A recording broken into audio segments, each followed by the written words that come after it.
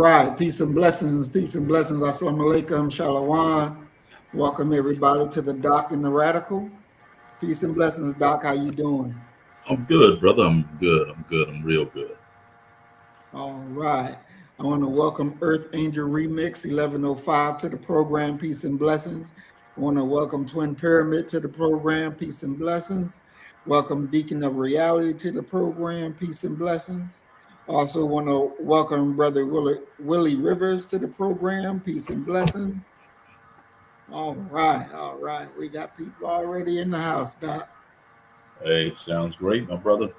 Yes, sir. Welcome, everyone. Welcome. Glad that you're here with us. You could be anywhere else in the world today, but you chose to come here with us. Exactly. It's appreciated. Exactly. Now, this topic that we're dealing with tonight, the Synagogue of Satan, let's examine the facts. There's a war going on, as we all know, between Israel and Hamas. And, Doc, we've seen different protests where they say, the world is watching, the world is watching, Mm-hmm. you know. But that don't really mean a goddamn thing. It doesn't mean anything. We think about the genocides that happened in Rwanda, the world was watching. We think about the genocide that happened in Bosnia, the world was watching. The genocide that happened in Germany, the world was watching. The genocide that happened in um, uh, I forget the name of the place, but it was in Africa. The Germans did genocide in this African country prior to doing the genocide to the Jews, and the world watched. Mm-hmm. And I don't understand Don't, why people don't don't think. don't forget don't forget the African Holocaust. They not only Definitely, watched, they participated. definitely in the world watched. Um, I don't understand, Doc, why people think that because other countries, other political leaders see you doing wrong, that it's going to make them to stop. You have the UN who talked about the war crimes that Israel is committing, but they don't have no will or no strength to do anything about it.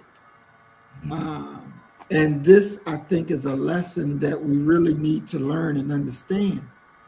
It don't mean a goddamn thing because the world is watching. What's your thoughts on that, Doc? I agree wholeheartedly. But the thing that I would interject in there is quite simply that is morality a even a consideration? What is criminal? What is not criminal?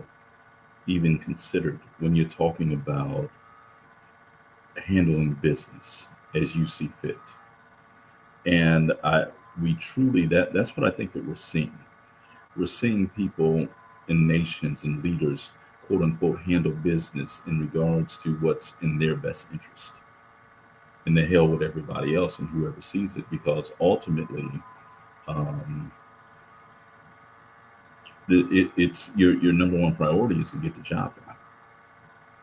And if slaughtering individuals gets the job done, then let's go out here and let's get the job done. It's only, historically speaking, people of color who have ever restrained themselves in regards to doing others in, um, and not get the job done. But other groups, they don't care anything about that. It's almost the shoot first and ask questions later situation. What are you going to do? You going to have a war crimes tribunal? What are you going to do? Put us in jail? Well, we've set our people up for the next 200 years based upon what it is that we did, be it immoral, criminal, or what have you. It's about getting the job done. Mm-hmm. Definitely, definitely. I think that when we look at all the things that, well, before I even get there, I want to say this because Several people have written me and asked the question about why should it matter to us about what's going on in Palestine? Why should we even take out our time to even do programs about it when it's none of our business? And I definitely disagree with that. I think it is our business.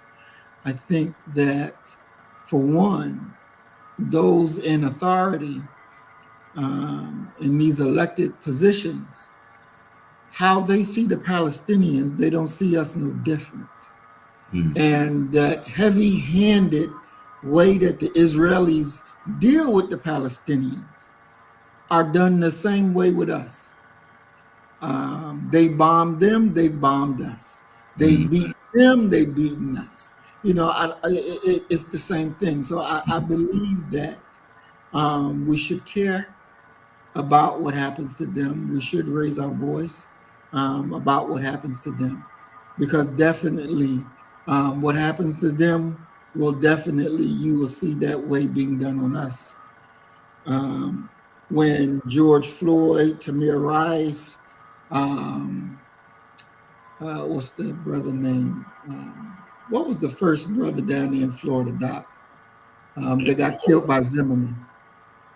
Trayvon, yes. When Trayvon was killed, they marched in Palestine. They marched in Palestine to speak up about injustices that were happening to us over here. And I would say that, what they were going through over there was worse than what we were going through here at that time. But they took out the time to do their protest, to be heard, to say it ain't right, that they stand with us. And that did impress me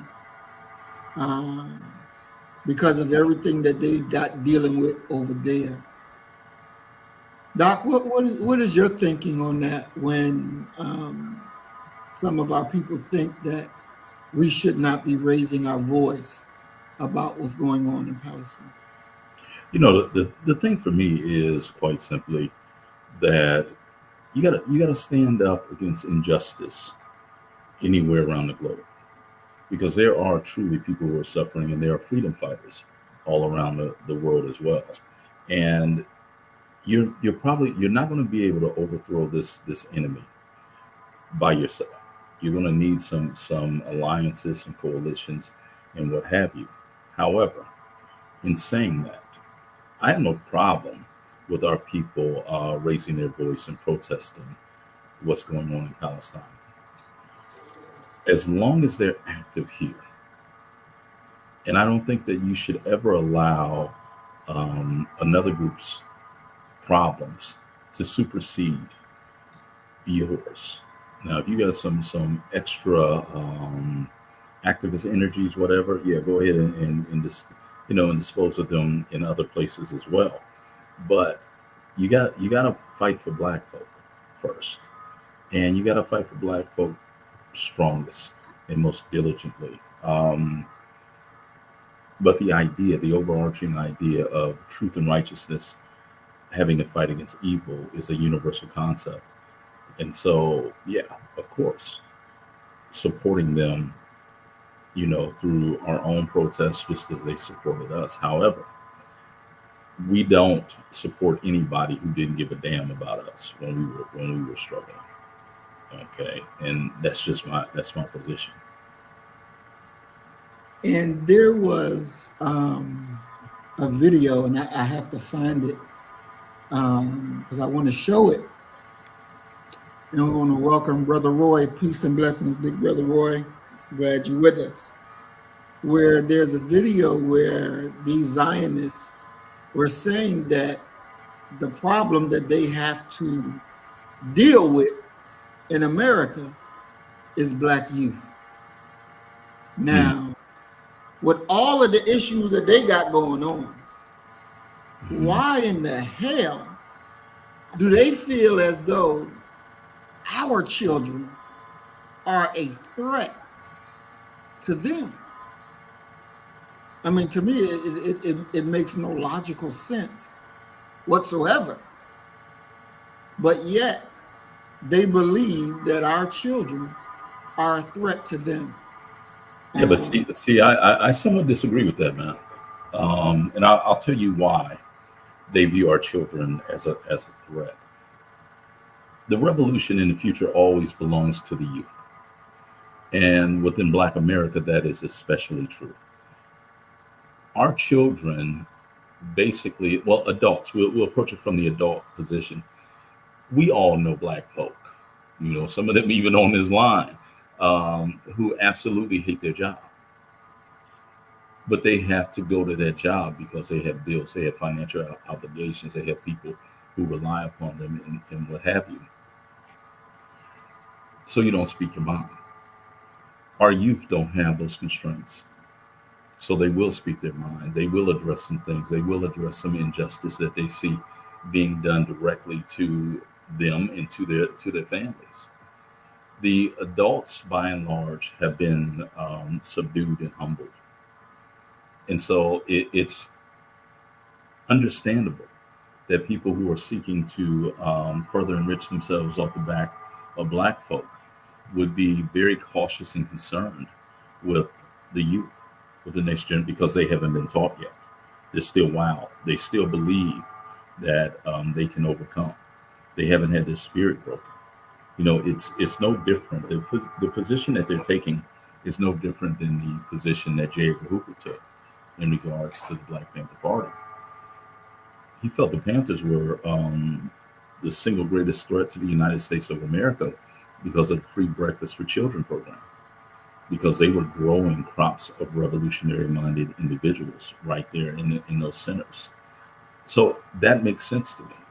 And from their perspective, I can understand what it is they're actually saying, that our children are a threat to them because our children have not been convinced yet that resistance of them and economic exploitation is futile. well, we definitely have to make sure that, and this is why, I think that speaking out on behalf of the Palestinians, now that you know that the Zionists have you on their hit list, that they consider you an enemy, they consider you a threat. And so their desire to neutralize Black youth, you definitely better understand that you better defeat them where they are before they get next to you. That's something that's crystal clear. Um, they're even talking about how they want to pass laws in America to make it illegal to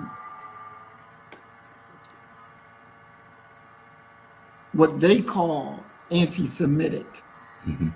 language. To would be illegal to use anti-Semitic language in the land where you're supposed to have the freedom of speech. I mean, you know, First Amendment, you know, that was the first thing that the founding fathers, regardless of how you feel about them or your relationship to them, freedom of speech was first.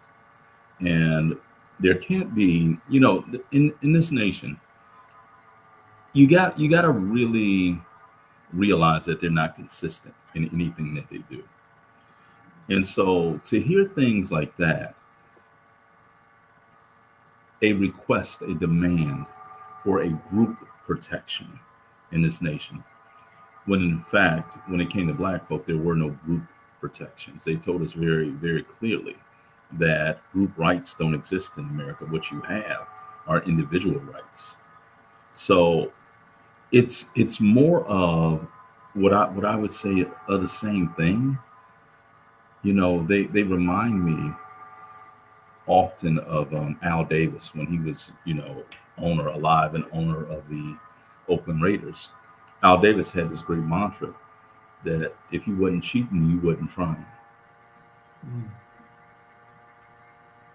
They're interested in winning by any means necessary. They're not concerned with anybody else's rights, anybody else's agenda. They're just not. That's not their thing. It'll never be their thing. And until you really understand that, until you're really ready to deal with whatever adversary, you're willing to go to the lengths and the depths that they are to win, you're gonna lose consistently. So all of the nicety, all the niceness, all the consideration that one may have, um, when you're dealing with opponents who have none of that holding them back, they're at a distinct advantage over you. And so know who your enemy is, know who your opponent is, and you got to match them blow for blow.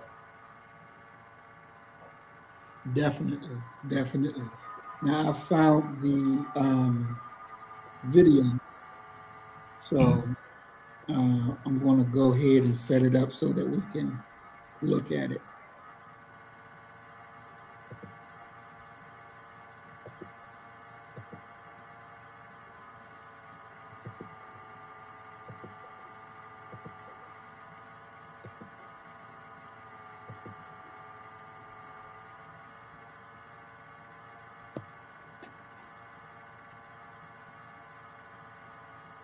The major problem of Israel is the young generation of the black community. Black Lives Matter starts there.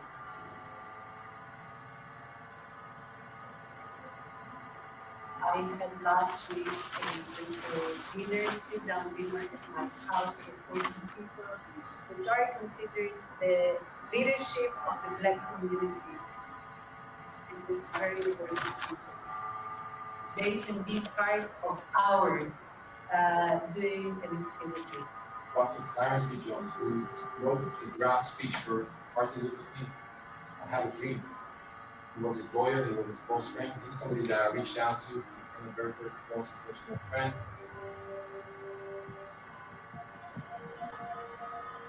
Because of that relationship, he published 3 articles in the Huffington Post explaining why their agenda was hijacked.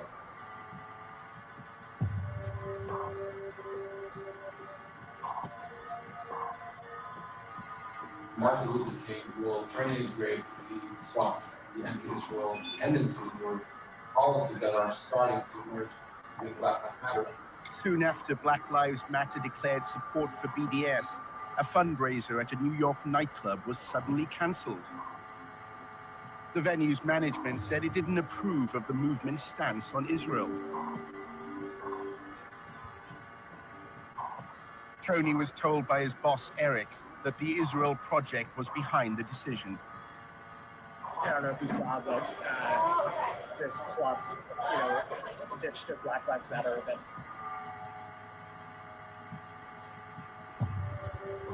One of our donors, we just put a call to him and we put the call to the police.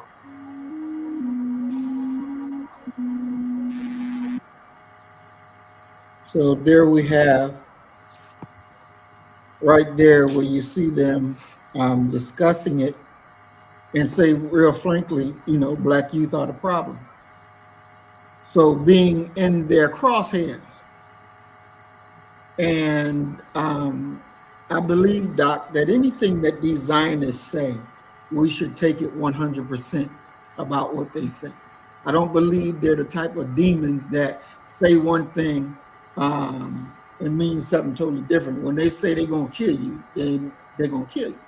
When they plot, I knew about the sinking of the Liberty. I believe it was called the Liberty.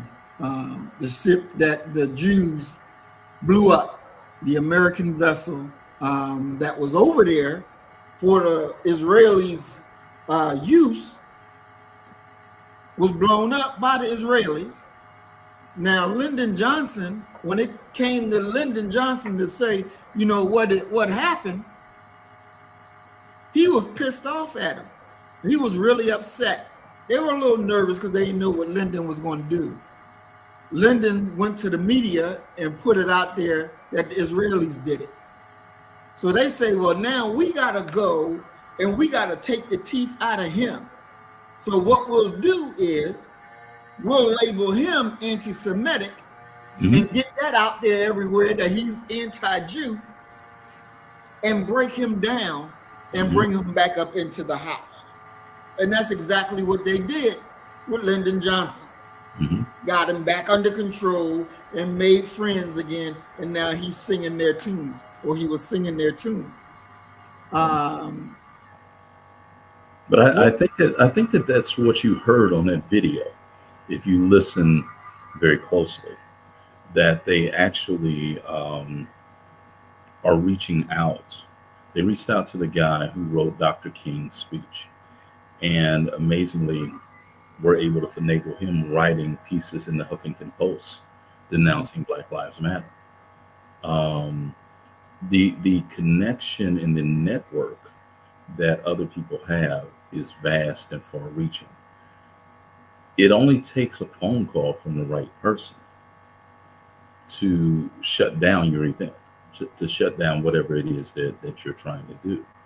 And in many ways, a group, an organization like Black Lives Matter, or really any other Black organization that is dependent upon, that is not independent. And I've said this for years, the only independent Black organization national that I know of is the Nation of Islam.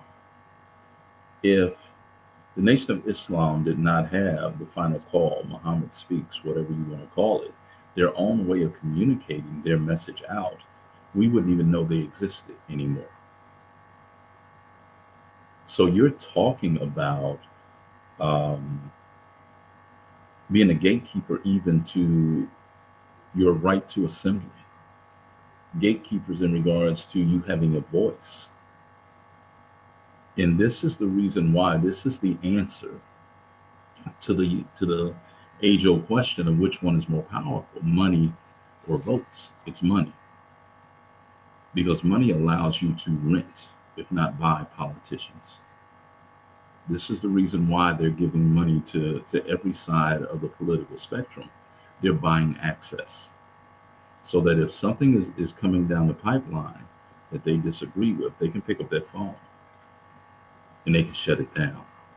Because in many ways, you become dependent upon our financial contribution.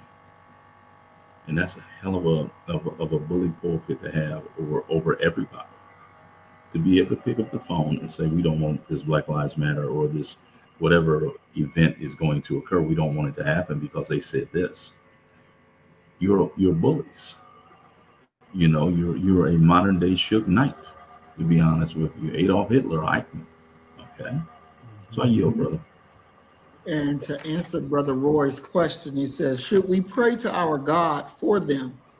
I don't think so. None of them. No, Brother Roy, I don't believe in that. You know, if anything, we pray to our God to kill them all. If anything, you know, that they are our enemies. They are our enemies. Ain't no ifs, ands, and buts about it. You know, we didn't go looking to fight them. We didn't go looking to do anything to them. They came looking to rule and control over us. So no, if we're going to pray, we pray to our God to kill all of their asses. Leave none of them alone. Kill them all because they don't mean us any good.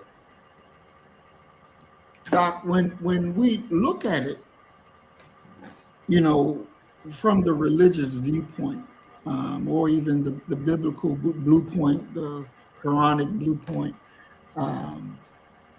in the Bible, and it does talk about the Synagogue of Satan. Now, they have not said that the Bible is anti-Semitic,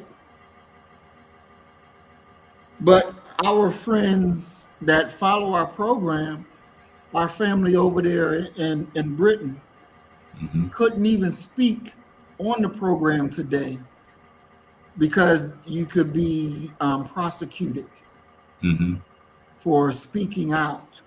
And we're going to show a few article about that. And so the power to have your speech limited because you're telling the truth. You're telling the truth. You ain't making it up. When Whoopi Goldberg said, the problem is man's inhumanity to man. Mm-hmm. That it's not a race issue. Mm-hmm. Both of y'all white. It ain't a race issue. It's a man and humanities to man. And they said that she was wrong, that it is a race issue. But it wasn't no race issue. That's two white folk going at each other. But yet they made her back up, step down. And then you see these fake Jews pop up. Yeah, we're a race. Yeah, we're a race. No, you're not. You're a damn European. You're European. Now, Doc, you remember, I think they were called the Falasha Jews from Ethiopia, that Israel went and got them from Ethiopia, bringing them all the way to Israel, talking about giving them a safer environment, where they brought them from where they were fine, to bring them to Israel, and then next thing you know, you're being racist against them. You're being racist against them. You're not giving them fair treatment. Mm-hmm. So we have to be able to say what the truth is. And they are not Jews. They are not real Jews. They fake. They were never in Palestine. Those motherfuckers from Europe. That's where they're from. And we should never feel like, I don't want to say it because they're going to get angry. The hell with them. The hell with them. You just heard yourself them declare our children to be enemies. Mm-hmm. And you know what they do to their enemies. Doc, when you and we want to welcome Discussions with Dana to the program. Peace and Blessings, Queen. Welcome, welcome. When we look at it from the biblical perspective, Mm-hmm. and it clearly says that those who call themselves Jews and who are not, they are the synagogue of Satan. What's your thoughts on that? Do you think that that's something that should be able to be preached, that should be able to be taught without any backlash, without any trying to put you as an anti-Semite because you I mean, the thing is that I myself, just being honest with you, I'm not a compromising Christian. I believe that the Holy Scripture is the very breath of God. And what is held within there is the way that I am supposed to conduct myself and live my life. Dealing with the idea of anti-Semitism, it has gotten to the point where it is their cancel phrase that if you are called anti-Semite, you are in danger. Your livelihood is in danger. Everything that you do is in danger. All based upon them taking the historical position of being, how can I put this, victims, having done no wrong, and what have you. And one of the things that reasonable-minded people understand is that you're talking about a faith. And when I talk about a faith,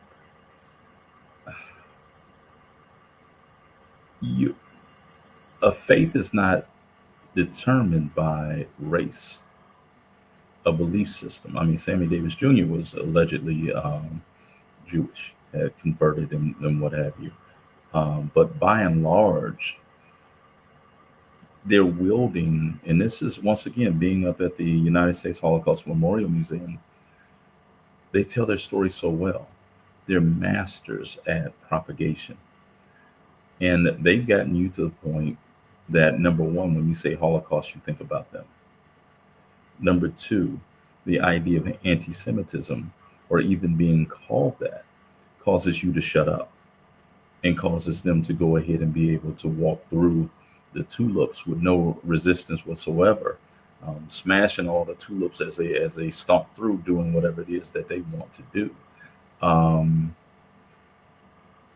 the U.S. government, of course, they're propping them up because let's be honest about what Israel is to them. It's a military base. It provides them access into that region. If that was not what they were doing, they would have, stopped funding and pulled the curtain on this a long time ago. Okay, but the anti-Semite label is used to shut you up. Is in many ways a cancel feature that they're trying to build into society to mute the First Amendment of the U.S. Constitution. And so, for those who didn't know, but here we look at it in the Bible, it says out of Revelations 3:9, behold, I will make them of the synagogue of Satan, which say they are Jews and are not, but do lie. Behold, I will make them come and worship before thy feet, and to know I have loved thee. So by them challenging or determining to destroy our children, to destroy us, they'll be down at our feet because they, as Sister Dana said, they are imposters. They are nothing but liars. Nothing but liars.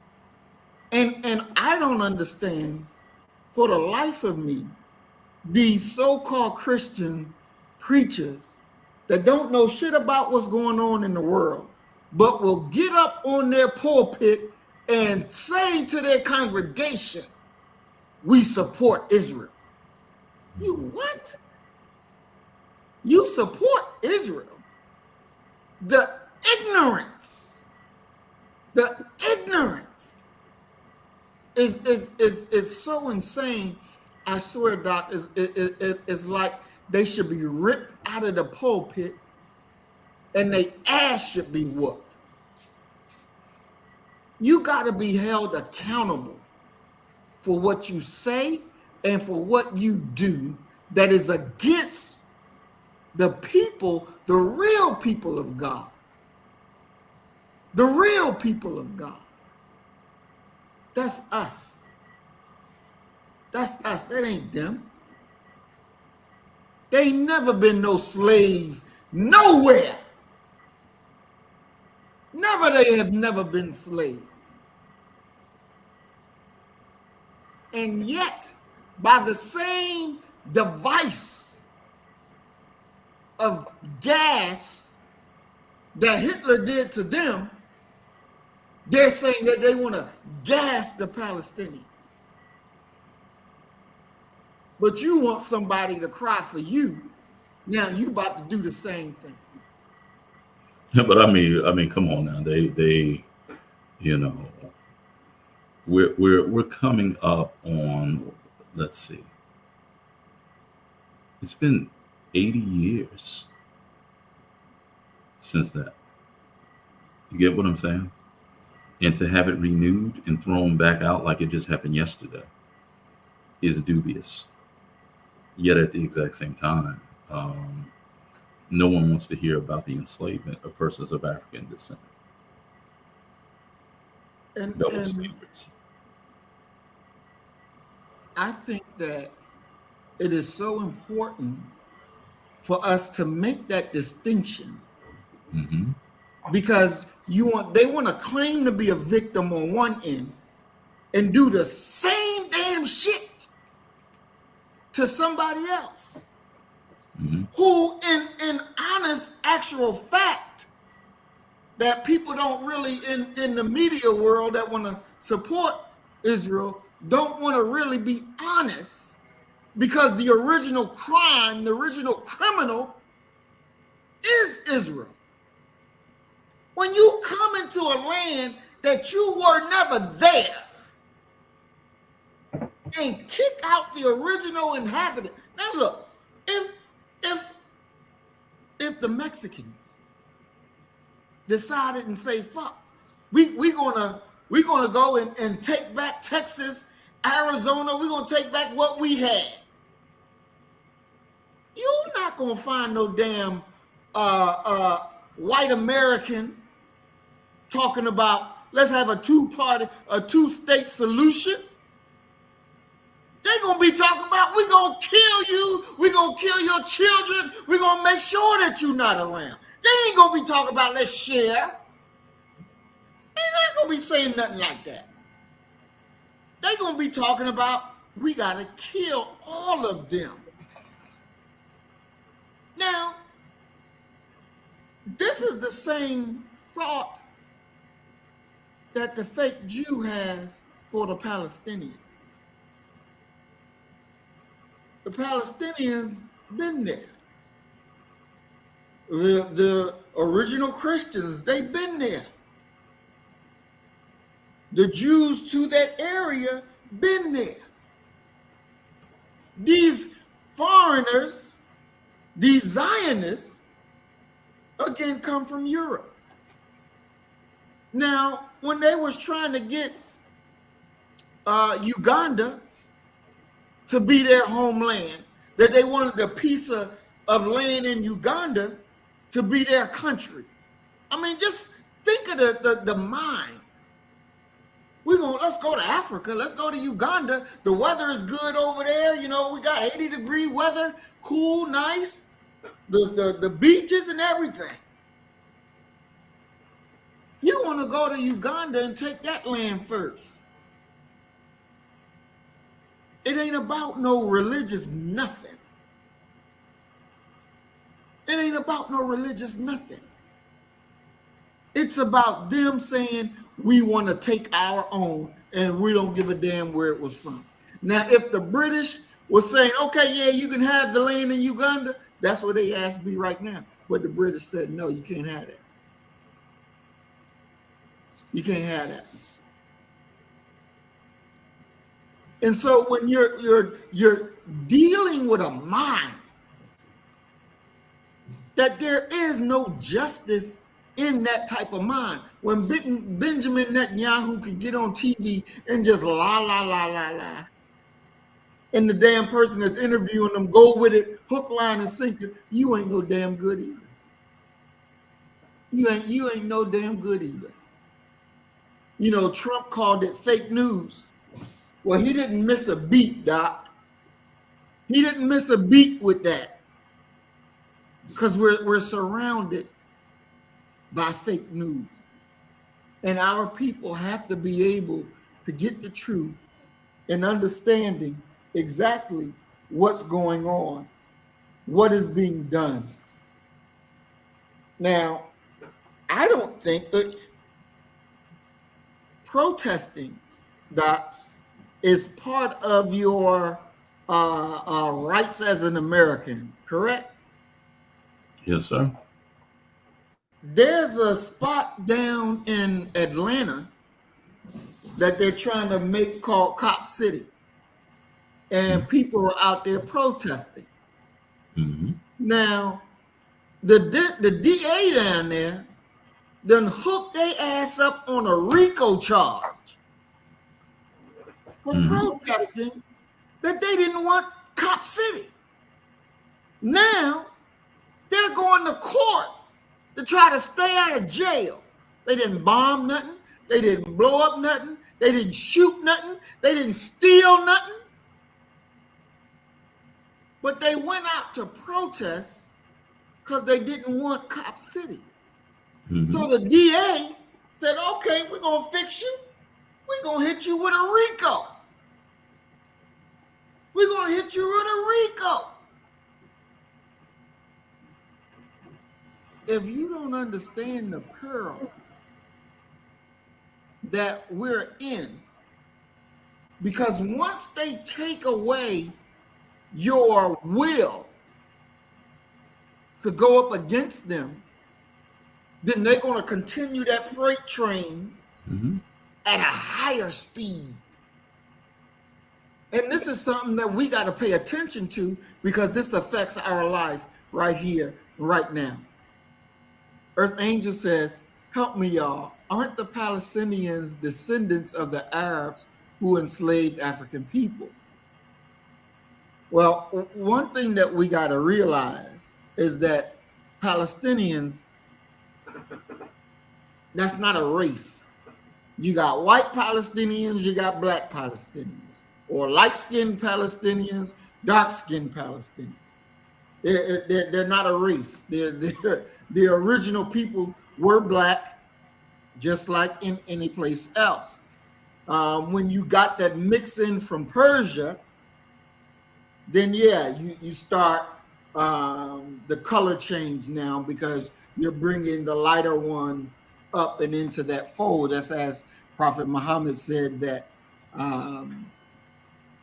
the thing was so black at one point, then you see so many white you can barely see the black. So that's what we're dealing with. But we, like I said, we have to remember that is not a race. You have black Arabs, you have white Arabs. I don't really like calling them white Arabs, but it is what it is. They're not black like us. And so even when you're dealing with the black Arab, some of them will have the mentality of the white Arab. And unfortunately, that mentality is no good for us. And so that's why we don't sit here and make no excuses. It is what it is. And so when they come to America and they come to get on the tit of black people, put up businesses in our community and do wrong in our community, we have to correct them just like we will correct any of them. Because at that point, they're an enemy to our people. They're an enemy to our race. Doc, what's your thoughts on that? Man, you know, my thing is quite simply, I know very little about those people over there, to be honest with you. Beyond the turmoil that we're consistently seeing between the Palestinians and the Jews, I have some colleagues who are from that region who are vehement in regards to what exactly, and they're on both sides of what's going on. So I'm not an expert in Middle Eastern identity or politics or what have you, and don't pretend to be. All right. So I want to go ahead and what's your thoughts on that Cop City where they used the RICO down in Atlanta? Well, I mean, it emphasizes once again the importance of battling them on every front. And what I mean by that is quite simply the idea of voting, because I can almost guarantee you that the DA, the prosecutor, is voted in. And you want someone in there who sympathizes and views and holds views that you are able to go ahead and protest. You know, that they have the power of the people behind them, so they're not going to be forced and pressured into doing the bidding of those who work against you. Exactly. I want to take and look at this law that takes place over there in the UK.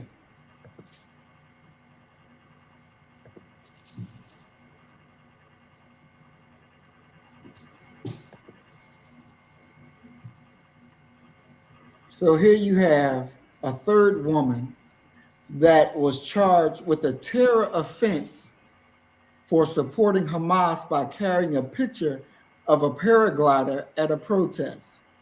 Mm-hmm. And this is a black woman. Let me see if I can get her. See if the picture of her. Here she go, right here. She out there. She's holding a sign in the protest. And it's a picture of a hang glider, that the same that Hamas has used. Now, she didn't open her mouth and say, I'm a supporter of Hamas. But if you're a person of justice, you know that the original crime is not what Hamas did, I think, on October 7th. That's not the original crime. That is an action to the original crime, which, mind you, the UN and so-called international law says is not a crime.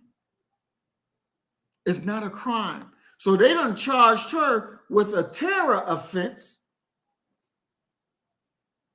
She's 29 years old, and then the other sister was 26 years old, were charged under the Terrorism Act following the incident, the Crown Prosecution Service said.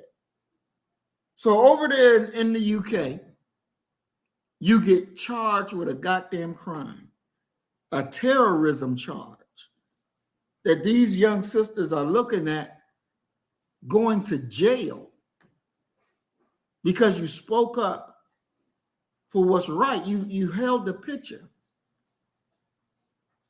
And see, it's everywhere you turn, Doc. These crackers, all of their hands are dirty. All of their hands are bloody. The over there in Britain, their hands are bloody because they the one who originated and approved the damn thing. They approved it, knowing at some point this is going to happen. At some point. And, you know, I really believe in people power. I believe in people power. And I truly believe that it's our time now to run for these offices and get in power so we can dictate what needs to be done. I mean, I watched the Republican debates the other day. Did you watch that, Doc? No. No, sir. I was in class. No. I watched it. And I'm looking at all of these fucking liars up there giving a green light to continue the genocide. And nobody has the will to say, this ain't right. We shouldn't do this. We can't do this. They were lockstep with killing. Lockstep with no shame whatsoever. We want to welcome Brother Robert Epps to the program. Peace and blessings, big bro. Glad you're with us. No shame. And that's right, Sister Deanna. Nikki Haley, she was on it. I mean, you could see full screen. If you didn't know that the white folks are the devil, if you didn't know that they were Satan, watching that last night would have definitely sunk it into your mind that they are who they are. And you should understand why. When the police kills us or another one of them kills us, why they don't have no care about it. All you did was kill a nigga. Let's keep it moving. And this is what we got to be able to understand. This is what we got to be able to understand because we are in the fight of our lives. I want to we're going to show, I'm not going to show all, but we're going to show just some things from over there in Palestine.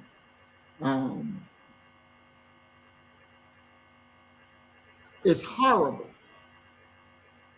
It's horrible. But when I look at them, I see what America has in store for us.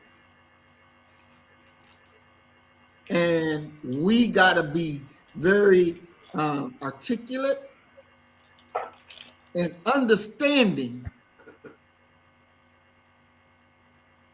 we got things to do.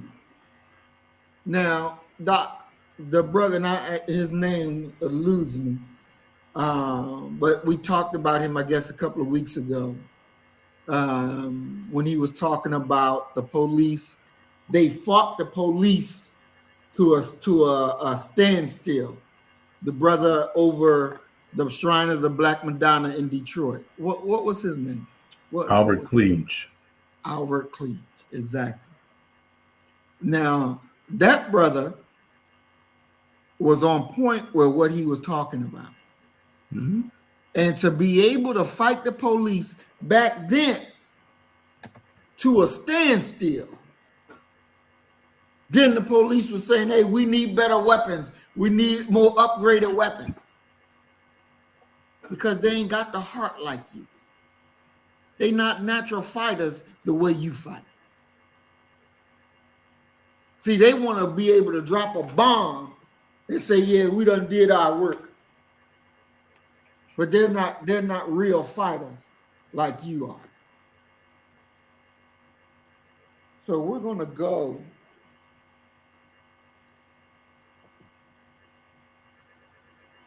we're going to look at some of these like I said, we're not going to look at all of them because I don't have the heart to do it like that.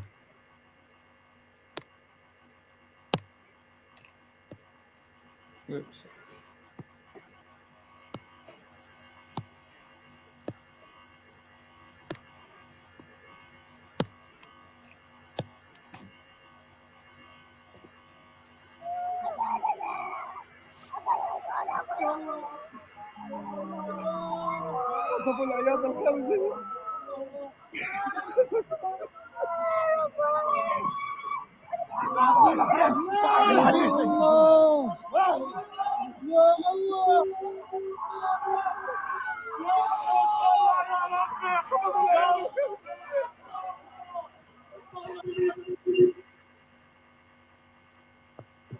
So there you saw was a bomb attack, a bomb that just landed and killed the people. The count as of a few days ago was 10,000 dead. The majority were children. This whole family that you see on the screen, dead, gone. Israeli defense minister declares we are fighting animals, not people, as he sets his sights on winning the war and saving the hostage trapped in Gaza. But one thing that you got to realize is they have a policy, and I forget the name of it. Not the Hannibal policy, but there's a policy where they will kill even the hostages just to make sure that they kill all the Palestinians. It ain't about getting no hostages back. One of the people that was there and was being interviewed, she was a Jew.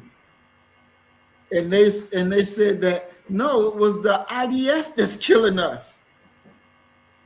They're shooting at us. Because that thing ain't trying to get no hostages. They want to kill all the Palestinians. And that's what they're doing, going house by house, block by block. This is real. I mean, look at it.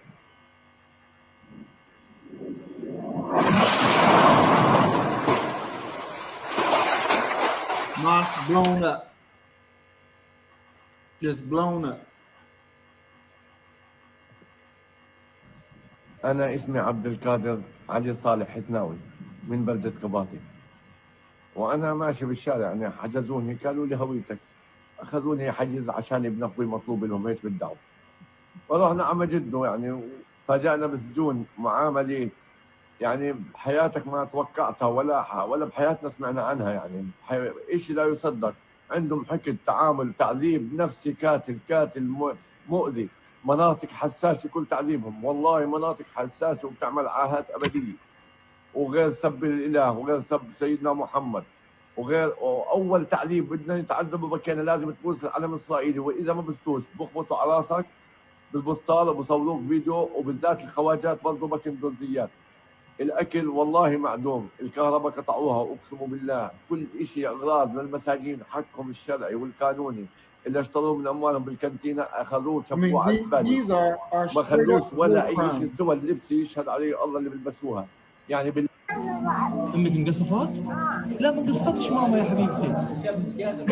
ماما انقصفتش، ماما بخير. مين؟ كسفوكي؟ This little إلى أن girl أبوهم الكسفوكي. والله لا أذبحهم. lost أضربهم her ضدك؟ mom. أضربهم Her ضدك؟ family حاضر والله لا أضربهم ضدك. was bombed. الحمد لله رب العالمين. الحمد لله الدنيا يا عمي. الحمد لله وشكرا الدنيا يا عمي. شفتك. الله غافلا عما يعمل الظالمون إنما يؤخرهم They don't even have equipment ليوم تشخص فيه to go there and search for the dead. الأبصار They don't even have the مهطعين equipment. They are do the مقنعي best that they can do. رؤوسهم لا يرتد إليهم طرفهم وأفئدتهم هواء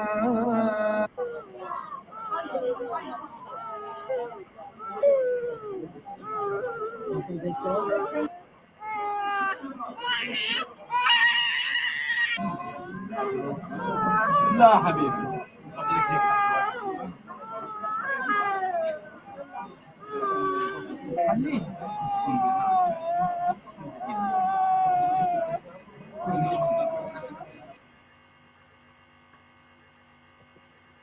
الحمد لله على كل حال، لله ما أخذ ولله ما أعطى، اللهم أجرني في مصيبتي واخلف لي خيرا منها. الحمد لله. اللي صار معي ما يا رب ما يصيب أي بني آدم، ما يصيب أي إنسان. أنا فقدت عيلتي، فقدت بيتي، فقدت ذكرياتي، فقدت أطفالي، فقدت أولاد أخوتي، فقدت أصدقائي، ناس آمنين، أطفال آمنين نايمين في بيوتنا، نايمين في بيتنا. الله يرحمه ان شاء الله مسوي الجنه يا ولدي. ان شاء الله مسوي الجنه يا ولدي. والله لا انا حقدر اعيش من غيرك.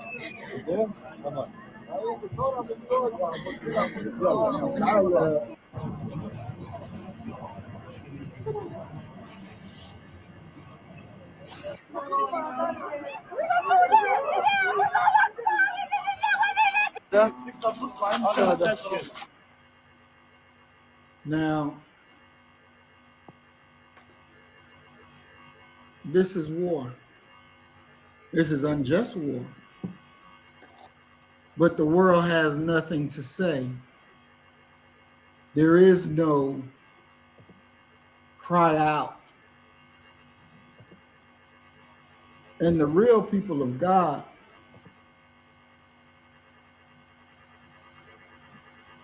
know that this is the same plan that they planned for us. There's no way that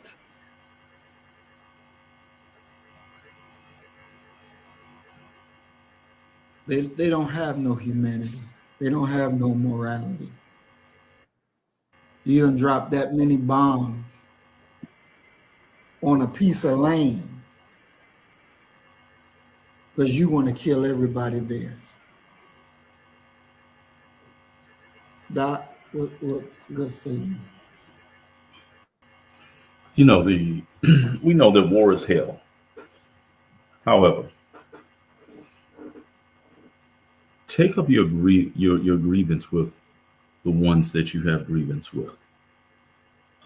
The wholesale extermination of children, of women, of people who have really no dog in this fight is a crime against not only humanity, but against God. And you want to talk about creating a villain? You've created villains because those children, every moment that they miss their parents, will increase their anger and determination to vacate you from the face of the planet Earth. Every time a husband misses his children or his wife, the exact same thing. You become the enemy that you most hate. There's there's nothing there's nothing you can say in defense of any of that. Nothing at all. And anyone who tries to defend it deserves exactly what it is that they're going to get out of life. That's incredible. It's intolerable. And it's the reason why righteous people have to always band together against tyrannical rule, because tyrannical rule will in every way come for you at some point. We have a caller, brother Doc. We have Anna calling in. Anna, you're live on the program. Peace and blessings.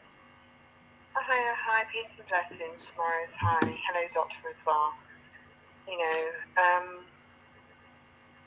I'm going to have to speak in a really indirect way here, because it's very difficult to be open about what's going on. And I don't think Americans have a full picture of what's going on in the Gaza Strip.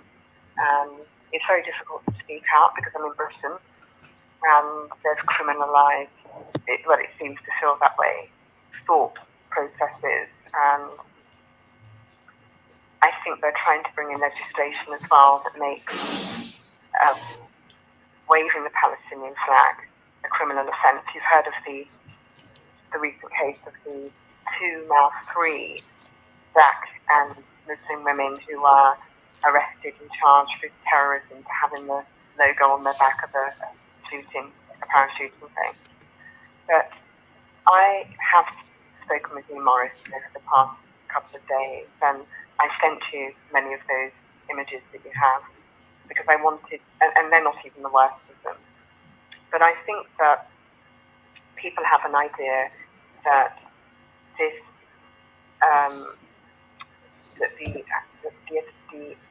Hamas happened in a vacuum, that it happened in some sort of vacuum, without a full appreciation of the historical genesis of all of this, back over 75 years, when Palestinian territory was handed wholesale to European people, and rather than punish the Germans and annex their land, trying to invade the Palestinian people to fight for them.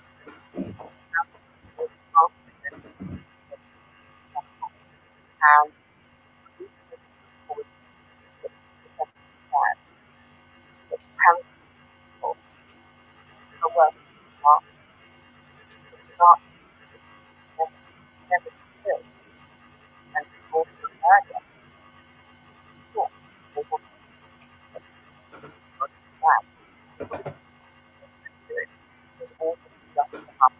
the genocide that they're presently perpetrating against the Palestinian people. Now, they've bombed hospitals, they've bombed schools, they've bombed eye hospitals, cancer hospitals, children's cancer hospitals. They've said that Hamas is underneath two major hospitals in the Gaza Strip, the Al-Quds Hospital and the Al-Shifa Hospital. They've also said that Hamas has headquarters underneath a child's playground. They seem to have a particular fixation and fascination with children in that country and somehow eradicating them. Nevertheless, I outlined to you that in 2009, I believe it was, the then, I don't know if Netanyahu was in government then, in power then, but he outlined to the UN, I believe it was, that Hamas had a headquarters underneath Al-Quds Hospital. That was in 2009. Now, don't you think that if Hamas did in fact have its major command headquarters under Al-Quds Hospital in 2009, that hospital would have been dismantled by now that we're in 2023. That the Israeli government, that Mossad, that the IDF would have just let that stand for over 11 years, or however many years it is. There is no command headquarters underneath the hospital. They're bombing the hospital because they want to collectively decimate the people. And I don't know if you're aware that about a week ago there were 12,000 people in Al-Quds hospital sheltering. And my friend telephoned me, she said there were 30,000 people in there now. And 2 days ago there were 60,000 people in there now, and they have now started to bomb the hospital. They were bombing a child's cancer hospital today. And as the people tried to flee, they started to shoot at them. I don't know if you're aware of the weapons that they're using. The weapons have some sort of a knife. I sent you the photograph of the knife. They have some sort of knives on them. So when these missiles land, they slice people apart. The images that I have seen coming out of Gaza, that I'm observing on the Telegram app, that are coming specifically from people recording them in Gaza, I've never seen in all of my existence in living on this earth. And you know me to be a person who feels very proud of my black heritage, who will elevate my people above all else, who sees there as being a hierarchy of oppression, where black people are at the top of that hierarchy, and even I have to confess in this particular circumstance that what they are doing to the Palestinian people is worse than what they have done, believe it or not, that I should even be saying this, Morris. It's a shock to me. It's worse than what they did to the people in South Africa, and I'll tell you why. This has been going on for 75 years, and in all the years that apartheid went on, I believe about 4,000 black South Africans were murdered, which is a lot. Tens of thousands were injured, of course. Tens of thousands were injured. The Israelis expelled nearly 1 million people from Palestinian land in it was called the Nakba. They expelled them. Okay. And these people have no right to return to this country, but any European Jewish person can go and live in Israel tomorrow if they wanted to. They haven't killed 10,000 people. They think the estimate is nearer 20,000 people. You said 10,000 earlier on. They think the estimate is nearer 20,000 people, with many thousands more buried under rubble. And you have shown the video of them trying to retrieve the bodies without equipment of any sort. Now, I don't remember, and I know a lot about South Africa, and it's a country I have also traveled to, that they were not strafing townships with bombs. They were oppressing them. And I spoke to somebody, and I said to them, South Africa, what happened there was a horror show. And somebody said to me, the intention of the South Africans was always to oppress them, it was to subdue them, it was never to eradicate them, because the difference was that the white minority needed the black majority. They needed them to do their dirty work. They needed them to clean their houses and whatever the hell else it was that was going on in South Africa. They needed them. But they needed them to be subservient to them. And they needed to oppress them. And they needed to subjugate them. But they needed them in that country nonetheless.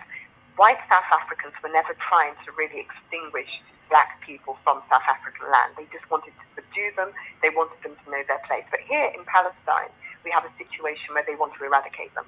They want to ethnically cleanse them. And every part of the genocide, and I've studied international law. I studied law at university, but the modules that I took were specifically international criminal law, international law, comparative human rights. Fits the entire definition of genocide. And you're trying to eradicate their people in whole or in part on the basis of the race, ethnicity, religion, etc. And this is precisely what they have done. They're bombing mosques, they're bombing schools. They told them to move to the south, and then when they moved to the south, they bombed them. They bombed a Red Crescent ambulance convoy that was trying to make its way to the Rafah border crossing in order to seek medical treatment in Egypt. They bombed this medical Red Crescent convoy and accused them of being Hamas. Everybody's Hamas to them. And when they're not Hamas, they're anti-Semitic. So you're either anti-Semitic or you're Hamas. Tomorrow, there's going to be a mass march in London. And this government is saying that everybody who's going on the march is also Hamas.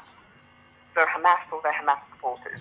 We can't just be pro-Palestinian. We're all Hamas now. And if we're not Hamas, we're also anti-Semitic. And we're putting the lives of Jewish people and Zionists or whatever at risk with this march. This peace, which has been characterized actually as a peace march. People aren't going there to cause problems. They're going there to march against what's happening. But I would suggest, if anybody wants a true indication of what is going on in Israel, that they download the Telegram app, which is an app I never really used until recently, and look for the group called Eye on Palestine. And you will see horrors that you have never before seen. You've never before seen. But I wanted to sum this up by saying that if the thing that I found so remarkable about all of this is the way that it's unfolded in Technicolor, how the British government supported it, Europeans have supported it, America has supported it. Everybody is quiet as we're watching this genocide unfold between our eyes while we're being gaslit into believing that there's some other reality that we're watching going on in this country. Now, if the intention, Israel's got either one of two intentions, to expel them from the land so that they end up in Egypt as refugees, so that they can acquire the Gaza Strip. They're also oppressing people in the West Bank as well. I don't know if you're aware of that. They've killed over 200 people in the rest of the West Bank. They're arbitrarily and extrajudicially arresting them. They're having anti-Israeli information on their phones. They're checking their phones. If there's anything negative about Israel, they're arresting them. Now, the idea is either to expel them, or it's going to be to kill, to extinguish them, to expunge them. And we've heard various sound bites coming out of Israel with them saying things like they're animals, they're subhuman. I think recently a heritage minister said the actual solution would be just to nuke Gaza, which is a ridiculous thing to say because Gaza is borders, it's part of the Israeli territory. So if they're going to be nuked, Israel would be nuked as well. But in any event, there will never be peace in this territory, even if they expelled every single 2.2 million Palestinians from that land. There are 240 million Muslims that surround Israel. 240 Muslims. And if they expelled every single Palestinian, Libya borders Israel. I believe Syria borders Israel. There are quite a few countries, but Egypt borders Israel. They will never have peace. They will never ever have peace in that land because all that will happen is they'll have military infractions by Hezbollah. We've got the Houthi in where are they? The Yemen at the moment, lobbing bombs over. But the thing that's hurt me so much throughout all of this, and maybe this is a topic we can explore at a later point in time, is the absolute lassitude of other Muslim countries. The fact that they're standing by and doing nothing. Pakistan has got nuclear weapons. It's not like these. I know Iran doesn't have any nuclear capabilities, and I'm not saying that this should proliferate into some sort of a nuclear conflict, but it's not as if these countries are impotent altogether. And even if they weren't to go down the military line and to start a war with Israel, because if Iran was to start a war with Israel, to be honest with you, Israel would nuke Iran. It would nuke Lebanon, and not the West wouldn't have a thing to say about it. But Turkey could have cut off its oil resources to Israel. Saudi Arabia could have cut off its oil resources to Israel. Any one of these oil-rich Arab nations, Qatar, Kuwait, any of them could have cut off their resources, their oil reserves to Israel. And they would have known what was what soon enough. But none of them have done this. So all of the nations, as far as I'm concerned, are complicit. I don't know if you're aware that Bolivia has cut ties, severed links with Israel. Chad severed links with Israel. South Africa has turned around and said that they're committing genocide in this country. France today says that they're killing babies. So, I think people need to understand, from my perspective, this isn't just about European nations committing genocide in full view of the public.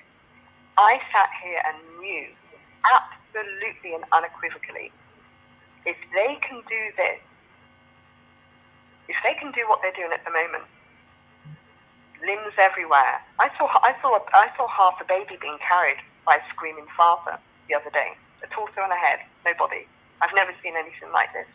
I've never seen anything like this in my life. But if they can do this, and the whole world is aware that this is unfolding before our eyes, and there's complicity and silence in this, as far as I'm concerned, they will attempt to re-enslave us in a minute, They will attempt to re-enslave black people in a minute, and nothing will be done about that either.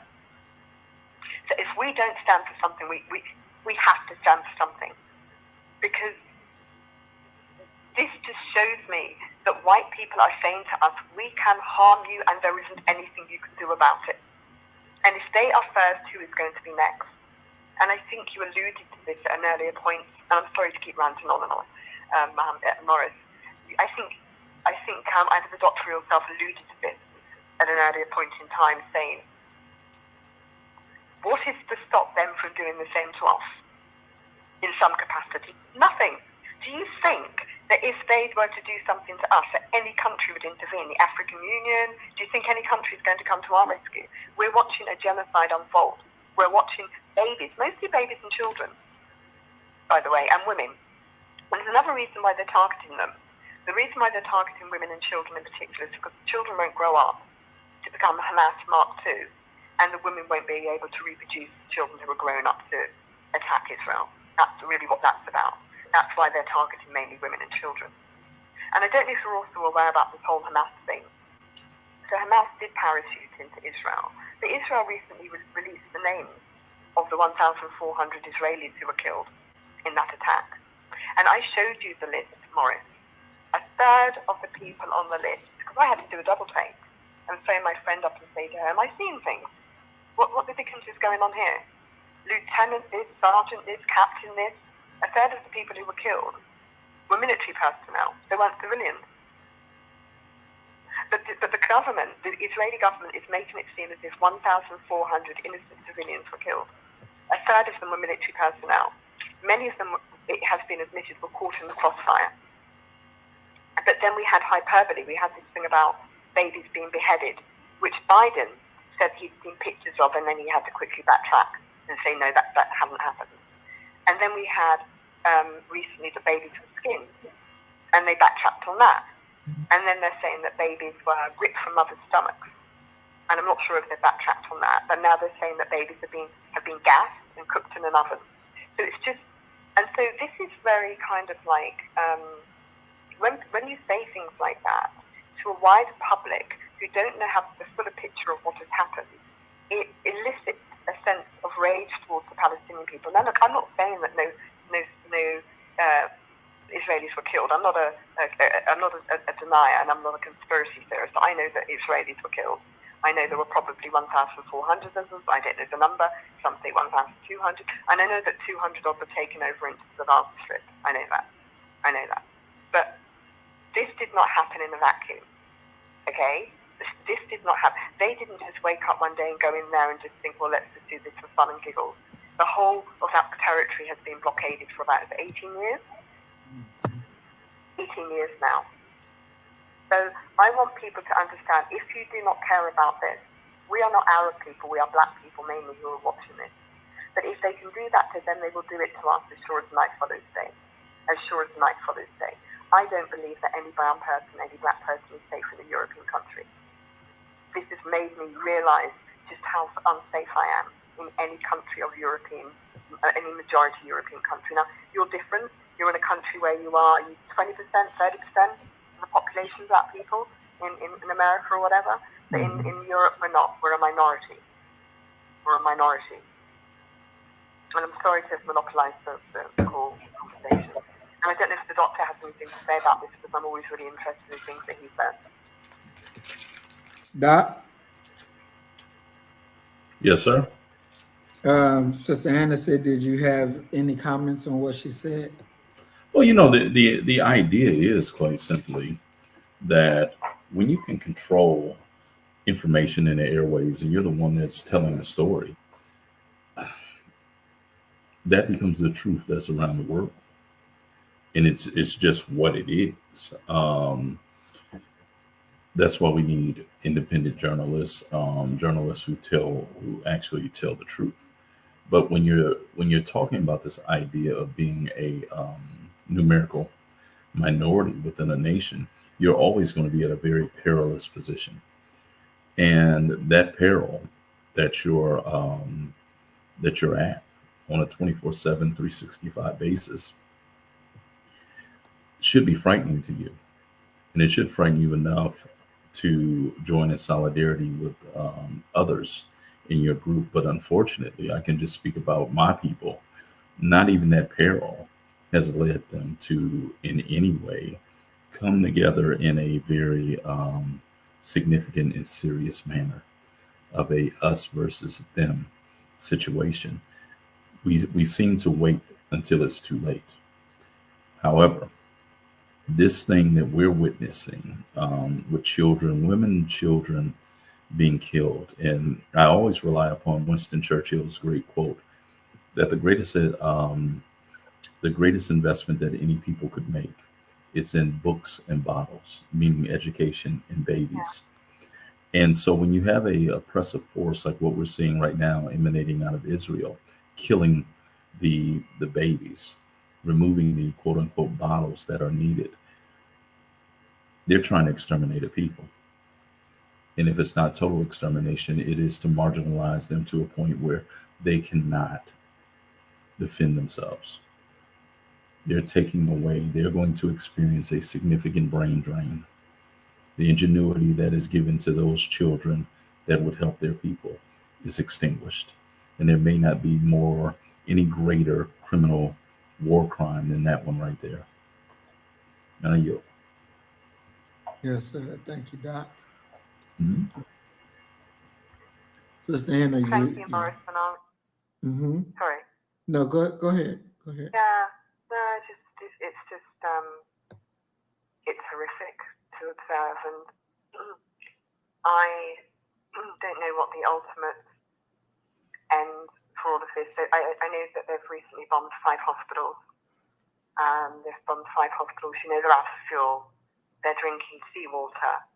They've blockaded the country, so no food is really getting in. They've got no food. They've got no drinking water. They've got no fuel. And to have this fixation with bombing children's hospitals, I just find extraordinary. I find it unconscionable, and yet there is this mindset within the Zionists that it's proportionate, that what they're doing is proportionate, and they also seem to think that they'll get rid of Hamas. They're creating another generation of Hamas in the orphans that are being left behind.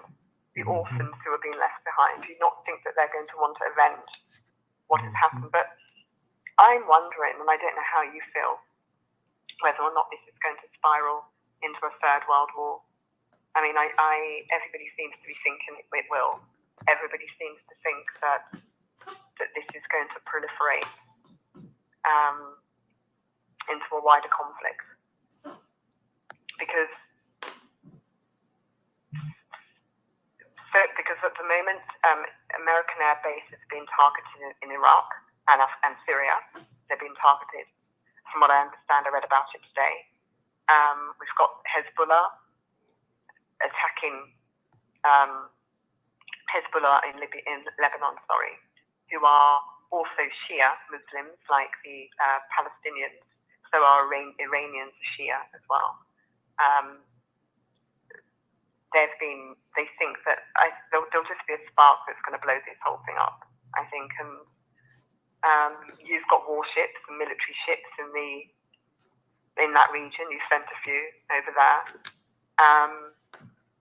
and I just want people to be aware. I think that you may feel that this is not connected to us. Here's another really interesting thing before I go.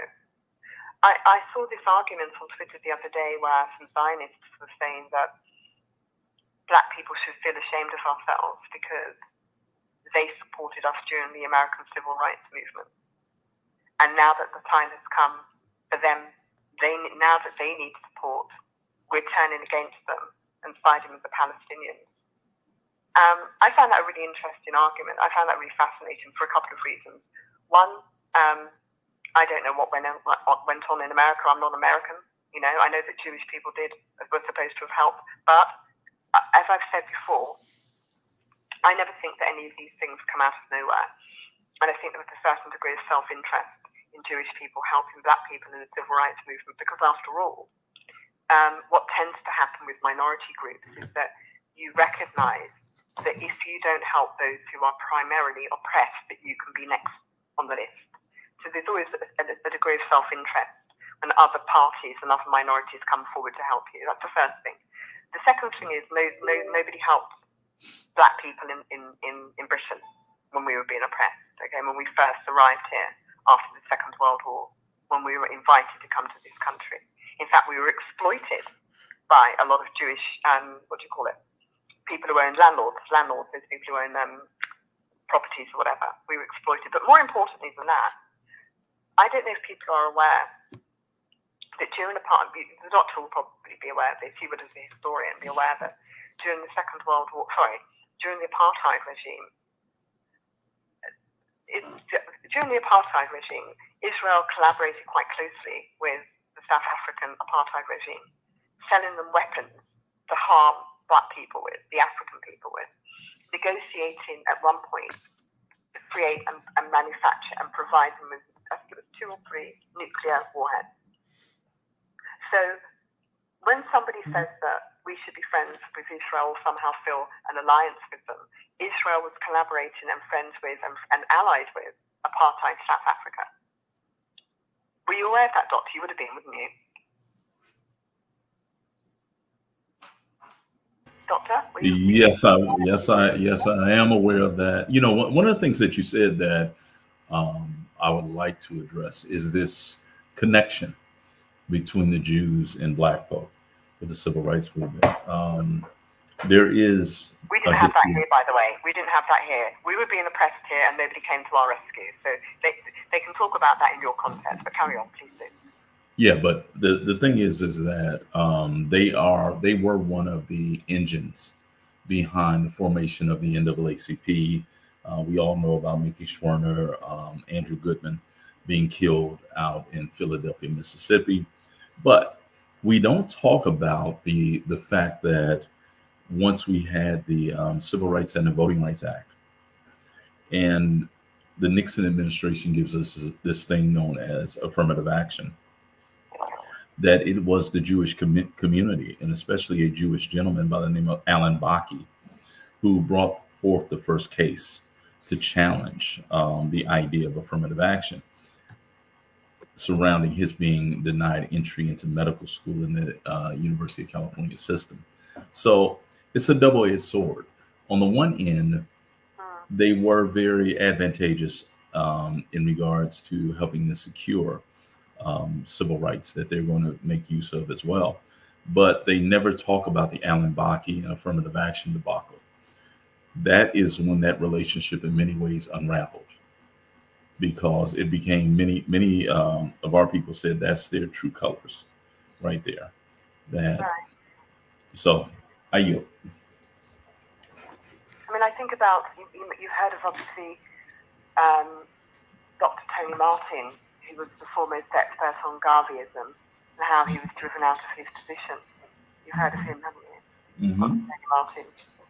And I think he worked at Wellesley College, and he taught one module on the history of blacks and Jewish people, and that was enough to oust him from his position. He wrote a book about it actually, but so I don't know. I've just never seen anything like this. It's an absolute horror show, and that the West are just sitting by and allowing this to unfold. I never thought that. I knew that Europeans had a marked degree of inhumanity, and it just made me think this is. It's the same modus operandi that they've used throughout history, really, that they've used to justify slavery, colonialism, all forms of barbarism towards us. And it seems to me they're incapable of learning, of changing. I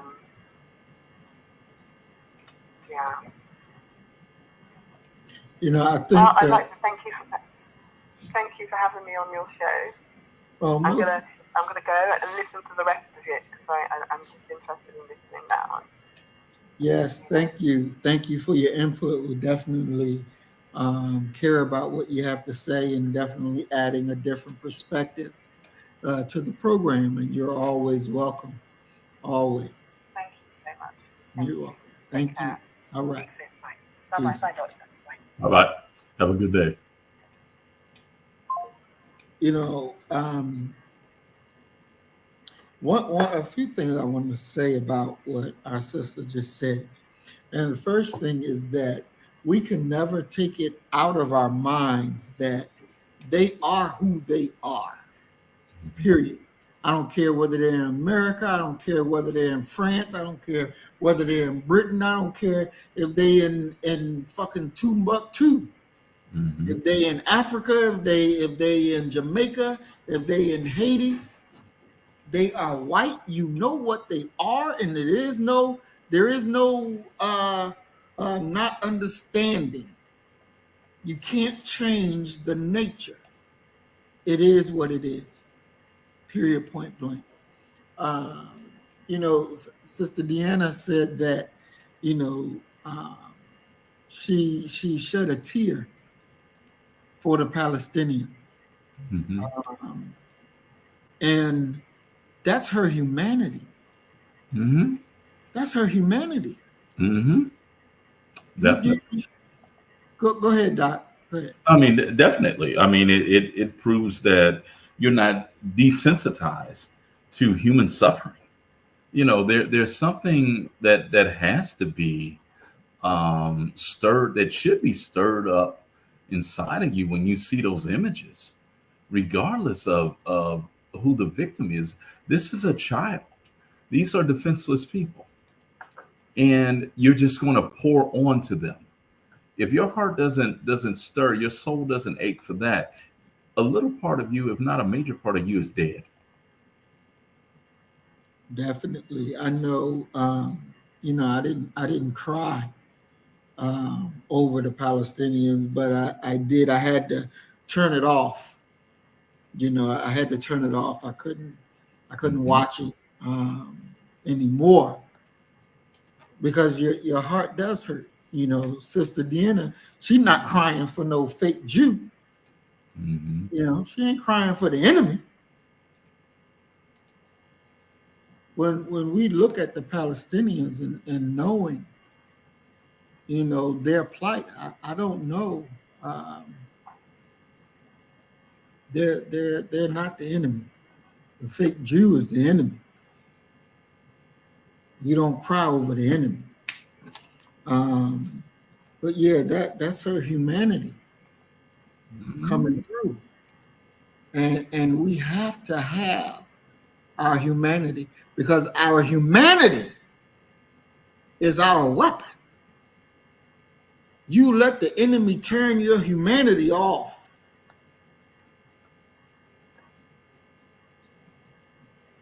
Lord have mercy. We are who we are. Mm-hmm. We are God's people. We have humanity, and we can't. It's not it. And don't feel shame because you shed a tear. Don't feel that. That's the love that you have. Mm-hmm. That's the love, and that's natural. Yeah. That's natural. Mm-hmm. Ain't nothing wrong with that. Never. Ain't nothing wrong with that. Ain't nothing wrong with that.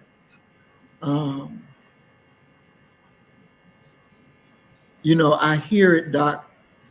And next week we're going to get a little bit more into this because I think that Black men should play the main focus point when we're dealing with the migrants that come in to America, and they're in Chicago, they're everywhere, you know.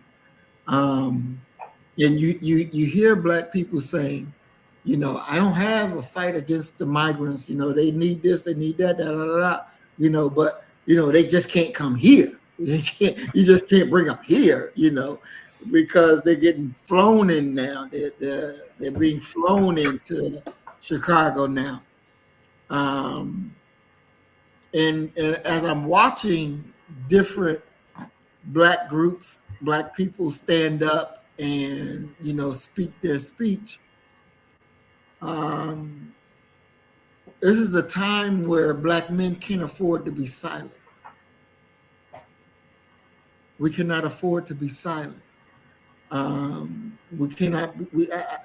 We have to take the forefront on every battlefield and feel comfortable to handle our business, knowing what to say, when to say it, and how to say it. Have you been following that? Well, I mean, you got to remember where I'm at. I'm in Houston, Texas. So I'm literally on the border. And what makes it even worse for us is that Houston, Dallas, Austin are amnesty cities. So if they can make it here, nobody will ever move for them to be deported or what have you. So, it's a, how can I put this? I'm not, I'm torn because once again, that human part of me wants to see people not suffer. However, I'm also, I hail from the working class. I'm working class my damn self. I get up, I work a night job because that PhD it hasn't removed that part from me. So I'm very sensitive to the working man, and it is noticeable by me when I'm driving down the highway and I go through a construction zone and there may be one black face there. There's a thing in America, and I often say that black women they've learned very well from white society, and black men have learned some things about manhood, not all of them good, from white men. And one of them is the idea that a man should be a provider and a protector. Now, talking about a man being a provider and protector, if everything is even and above board, it's understandable and should be expected. But that ain't where we live at. We live in a nation where black men have historically been the last hired and the first fired. So the idea of being a provider is often very tenuous for black men because we can be fired. And nobody will give a damn about that at all. So when I see a construction crew, when I see a landscaping crew, when I see people working with their hands, and none of those hands are black, or very few of them are black, I cringe inside. And that for me is one of the downsides of living in a capitalist nation.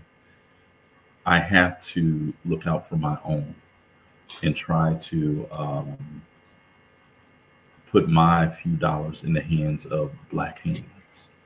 So that's one of the downsides for me as a black man of the immigrant situation. But it's one that is rarely talked about from the black male experience. Exactly. I want to play this video. Let me get here and get this thing tuned right on up. A few things that we definitely have to make sure that we do. And I don't think that is dealt with enough. And that is to make sure that, we help and support one another as we should. In making this thing new the way it has to be done, that means we got to do things that we got to do it on a level that we've never done it before. We got to think on levels that we've never thought on before. And this is one reason why we did the program when we were imagining, thinking about if we ran this, if we were the controllers of it? What is it that you would do? What because if you don't think in terms of rulership, when it finally gets in your hand, you ain't gonna have no idea of what to do. If you don't start to think how you would run things, because these demons' time is up. It's your time now. It's our time now. And so in this challenge for authority, this challenge for power, this challenge for rulership, you got to already be determined that it's already made up in your mind that you're going to destroy them. Ain't no ifs, ands, and buts about it. It's a done deal. It's a done deal. It's already been decided. It's already been delivered. Period, point blank. And this is the way we have to begin to think on that level. We got to be able to think on that level, because when it comes and you up there, you already got to have the plans. No, we're going to do A, B, C, D, and E. We're going to break it down like this, and we ain't deviating. We got to have that blessed assurity already in our minds. There's not a second thought about me coming into rulers. Ain't no second thought about that. It's already been decided. I'm taking what's mine. So, Doc, as I get this thing set up, can you talk about, because in history, as different people came up and took their rightful places, at the table, made the table, and then enforced their way, there's a certain type of thought system that you got to start already programming your mind. I mean, when Ho Chi Minh was in New York, sitting under the lessons of Marcus Mosiah Garvey, and then got up and went back to his country, Vietnam, and said, we're going to take what's ours. And it started out with 20 people. Ho Chi Minh sat down and said, we're going to take what's ours.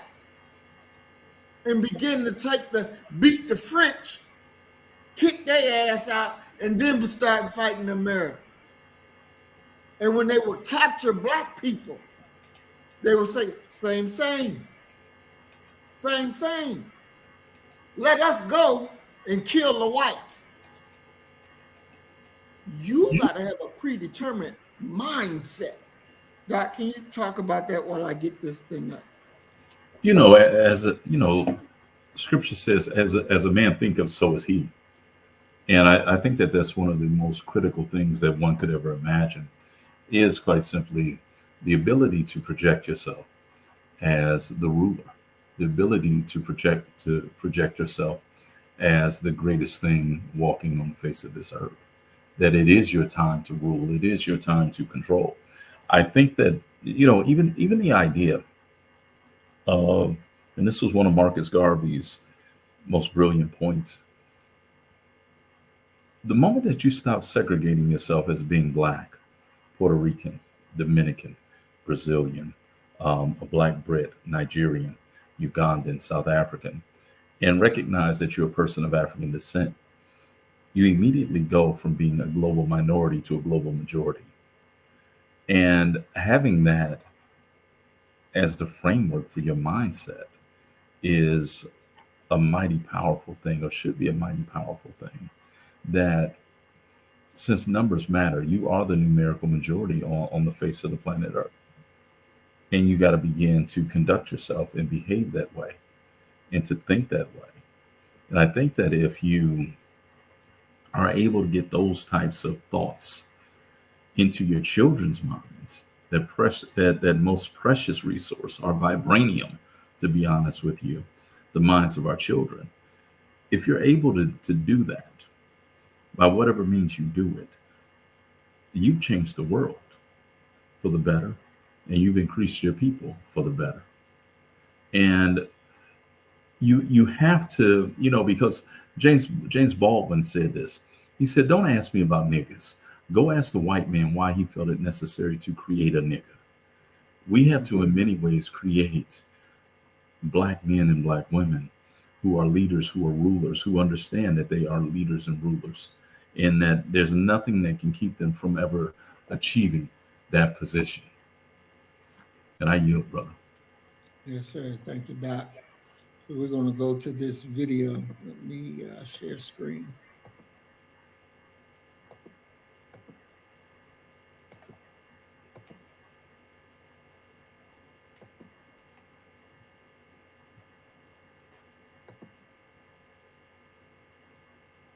Video of the aftermath of a strike in the al-Shati refugee camp in Gaza. According to a journalist working for CNN, the attack came during intense Israeli bombing Sunday night. The IDF has not commented on the incident.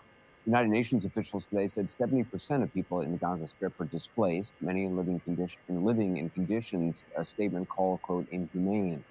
The Secretary General said that Gaza is becoming a, quote, graveyard for children. Israel's ambassador to the UN lashed out at the comments, called for the Secretary General's resignation. Emily Callahan is a nurse, activity manager for Doctors Without Borders, MSF. She was evacuated last Wednesday and arrived back in the U.S. just over the weekend. First of all, how does it feel to be out? A lot of people keep asking me that, and I really don't have a good answer. I obviously have a sense of relief that I'm home and I'm with my family and feel safe for the first time in 26 days. And I'm having a really hard time finding any joy in any of it, because me being safe is the result of having to leave people behind. People watching this have seen images from Gaza. They've seen the hospital images. They've seen the horror of children dead day after day after day after day. I mean, they've seen all the images. But to actually be there and to experience it, you're experiencing all these things which a camera can never capture. So can you just talk a little bit about when you close your eyes at night, what is it you think about now? I think the answer to that question, I think I'll start at KYTC, which was, we were relocated about 5 times over the course of 26 days due to security concerns. And one of the places we wound up was the Khan Yunis Training Center. We call it KYTC. That's when people had evacuated to the south. So you're in the south of Gaza at that when we point. went to below Wadi Gaza line. And there were, by the time we left there were 35,000 internally displaced people living alongside us. There were children with just massive burns down their faces, down their necks, all over their limbs. And because the hospitals are so overwhelmed, they are being discharged immediately after. And they're being discharged to these camps with no access to running water. There's 50,000 people at that camp now and 4 toilets. They're given 2 hours of water every 12 hours. There's 4 toilets for 50,000 people. Yes. And that's where we were living too. And they have these fresh, open burns and wounds and partial amputations that are just walking around these conditions. And parents are bringing their children to us going, please, can you help? Please, can you help? And we have no supplies. When in situations where there are tens of thousands of people and it is a war and people can't feed their kids, things get strange very fast and things get tough very, very fast and people turn on each other. You saw that up close. At KYTC, the reason we had to leave was because we were starting to be harassed. Desperate people who are losing loved ones right and left are angry. And they would point at me and scream American walking past. And at that point, we had no idea what was coming in the next few days. And they would yell things in Hebrew to see if we were Israeli. They accused our national staff of either being traitors or said, you're pretending to be Arab. We know that you're just pretending to be Arab. Stop lying to us. And our staff had to defend themselves. And we said to them over and over again, you don't have to stay. We understand if you want to leave us. And they said, you are family too, and we're not going anywhere. Your staff, the Palestinians who work for MSF or Doctors Without Borders, were concerned about your safety. we would have died within a week without them. They are the only reason we are alive. It's incredible that this took so long to get Americans, sick people, start to move through that Rafah border crossing. It's inexplicable. And we were desperate. We did a calorie count at one point based on our supplies and figured out that if all of us, there's 50 people with us living in a parking lot now, only ate 700 calories a day, if that's all we had 2 days of food left, and that's it. And our national staff took off. We had no cell service at that point, so we had no idea what had happened to them. There's bombs going off all around us because there's no safe place in Gaza. Even getting through that Rafah border crossing, what was that like? They didn't leave our side for a second. You're the national staff. The national staff. Because they feared for your safety, even at the border crossing. They made sure they were standing between us and desperate people. They made sure that they were talking to every official that they could find, trying to push us through, trying to get us on the bus, trying to get us out. And we're standing there and we're watching these incredible men who have sacrificed everything for us, who have sacrificed time with their families, their own physical safety, their own water supply they were giving to us. And we're watching them fight to get us across the border, knowing that we were not bringing them with us.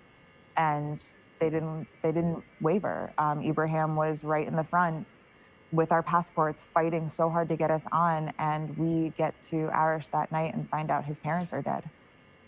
They were losing family members and friends. You said if it wasn't for your national staff, you think you would have been killed by people who were just desperate. We either would have starved to death or run out of water. They were the ones that negotiated all of that. Gaza's a small city, so everyone knows everyone, and they would call in favors and call their friends and say, who do you know that has food? Who do you know that's open? Where can we get this? And they would drive all over the place to find water. And when we ran out of bottled water in Gaza, they were the ones that were able to figure out that the water truck was coming here at these times, and oh, I know this guy has a grocery store and they still have power sometimes. I think I can probably get something from them. Like when I say we would have starved to death without them, I'm not exaggerating. And in the moments of absolute desperation of civilians, they were steadfast and calm and just talked to them and said, these people are also in the same boat that you are. They have no supplies. They also have no food and water. They are also sleeping outside on the concrete, and did it in such a beautiful way that they were able to talk them down with love and kindness. There was no violence in their heart, and it calmed everyone around them down as well. Would you go back to Gaza? In a heartbeat. In an absolute heartbeat. My heart is in Gaza. It will stay in Gaza. The Palestinian people that I worked with, both our national staff in the office as well as my staff at Indonesia Hospital, were some of the most incredible people I've ever met in my life. When everything went off and we got the notice to move south of Wadi Gaza, I was texting my nurses at Indonesia Hospital, and I said, we lost a nurse weekend one. He was killed when the ambulance outside the hospital was blown up. And I was texting them when we got the evacuation orders, and I said, did any of you move south? Did any of you get out? Like, are any of you coming down this way? And the only answer I got was, this is our community. This is our family. These are our friends. If they're going to kill us, we're going to die saving as many people as we can. And I said, if I can ever have an ounce of the heart that you have, I will die a happy person. They were incredible. I would like to send out a reminder that there are civilians seeking shelter there, and that my doctors and nurses didn't leave out of loyalty to their community.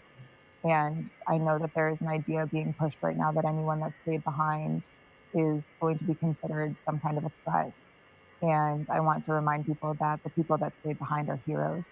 The people that stayed behind are they know they're going to die, and they're choosing to stay behind anyway. You're talking about doctors, nurses in the hospital. I wake up every morning and I send out a text message and I ask, are you alive?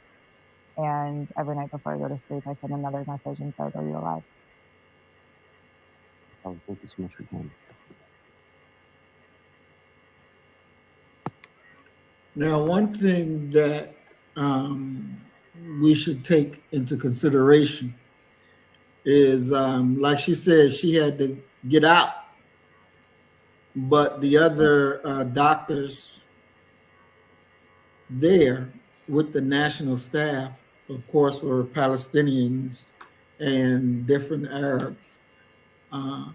They didn't leave. They said that they would die helping their people. And that kind of commitment is the same kind of commitment we have to have for our people. Because it's going to get rough, it's going to get tough. But we got to stay in there for one another. She gave you a firsthand experience of what it was like there in the warland. And she's with Doctors with Borders. But she got the hell up out of there when that lifeline was extended to her. Be prepared to go the distance for our people. Minister Farrakhan said during the Million Man March the night prior, if a fight break out, and he looked at our Supreme Captain and told him, he said, don't put your damn hands on me. Don't look to protect me. I'm going to the heart of the fight. He said, don't put your damn hands on me. And the Supreme Captain understood that the minister said, I'm going to the heart of the fight. If my people going to die, I'm going to die right there with my people. Don't put your damn hands on me. And the purpose of the Supreme Captain is his security, to keep him safe. But he said, I'm going to the eye of the fight. Doc, what you got to say about the young lady's testimony about with Doctors with Borders? You know, the thing is that you have those who are willing to help. And I've dealt with, traveling internationally, I've dealt with Doctors Without Borders. And I found them to be good people who are interested in aiding those around the globe. And I can tell you a funny story about being in Kumasi at the Michelin, the same hotel that was made infamous by Hotel Rwanda. The Michelin, it's like a chain, but they got tired of having orange marmalade, and I had grape jelly, and they actually jacked my big jar of grape jelly that everybody had laughed at. So I know them, and I've dealt with them, and I find, like I said, I find them to be good people. But it's a difference between being a good person, being there to help, and have roots there, and being willing to die with your people. I work at a HBCU, and there is a difference between, I won't say all, but some of our Black faculty there, who we look at this as missionary work, that we're extending a tradition of Black educators. Whereas many of my white colleagues are looking at this as a job and a stepping stone to the next place. So I'm not surprised that she would leave. I'm not surprised that she has a heart to go back there, but that'll never be her roots. She's never going to be willing to sacrifice all for those people. But those people were willing to sacrifice all for her. And they're sacrificing all for their own people over there. So I'm not surprised. She's an advocate. She's an ally. She's never one of us. And I think that we misconstrue that when we look at others who are somehow involved in our fight, but their heart isn't really there as far as being willing to stand on this square and being willing to die on this square. And I yield, brother. Doc, what would you because I wouldn't call her an ally, me personally.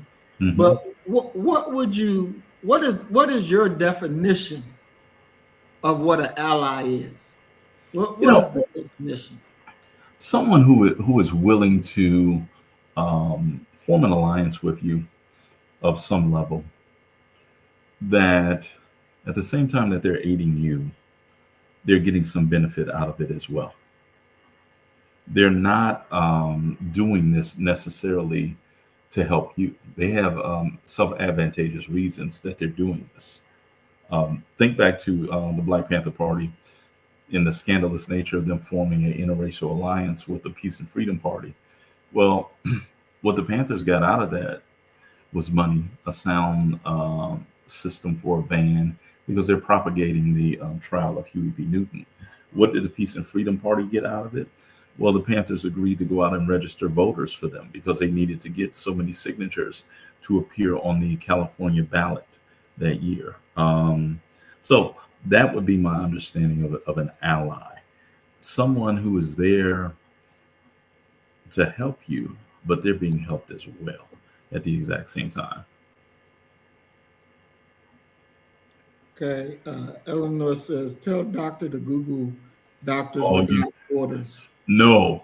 Let me tell you my story, Eleanor, about Doctors with Borders as well. One of the doctors, and he was a brother. He actually, because I was traveling with students, and we were having this conversation, and once again, I met this dude through him wanting some grape jelly. And so it's 5 or 6 brothers who are sitting over at the table by ourselves, just having a brother moment. And he's talking to my young students, and he says, man,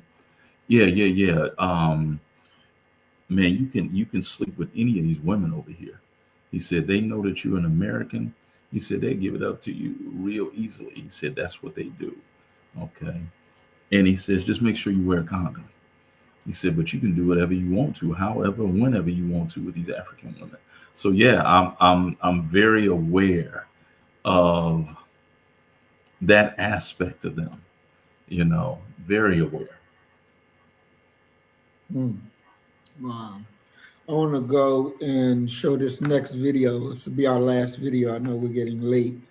But this conversation or debate between Cornel West and one of the fake Jews.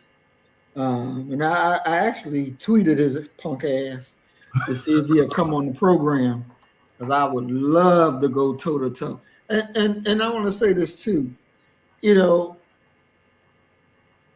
I'm not into debating black people because you ain't got shit to say. Bring me the crack. Let me deal with them.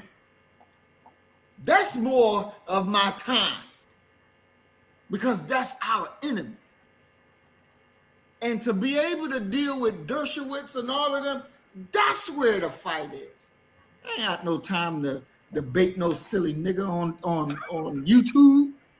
The hell he doing? Nothing but shooting his gift. He ain't talking about nothing. If we don't want to debate, bring me the enemy. Now that's where you're gonna get where you get to see something. But these little YouTube idiots who talking their foolishness, I ain't got time for them. I've been done that years ago. I done grown up beyond that foolishness. Exactly. Bring me the enemy, damn it. Shit. Let me go ahead and share this.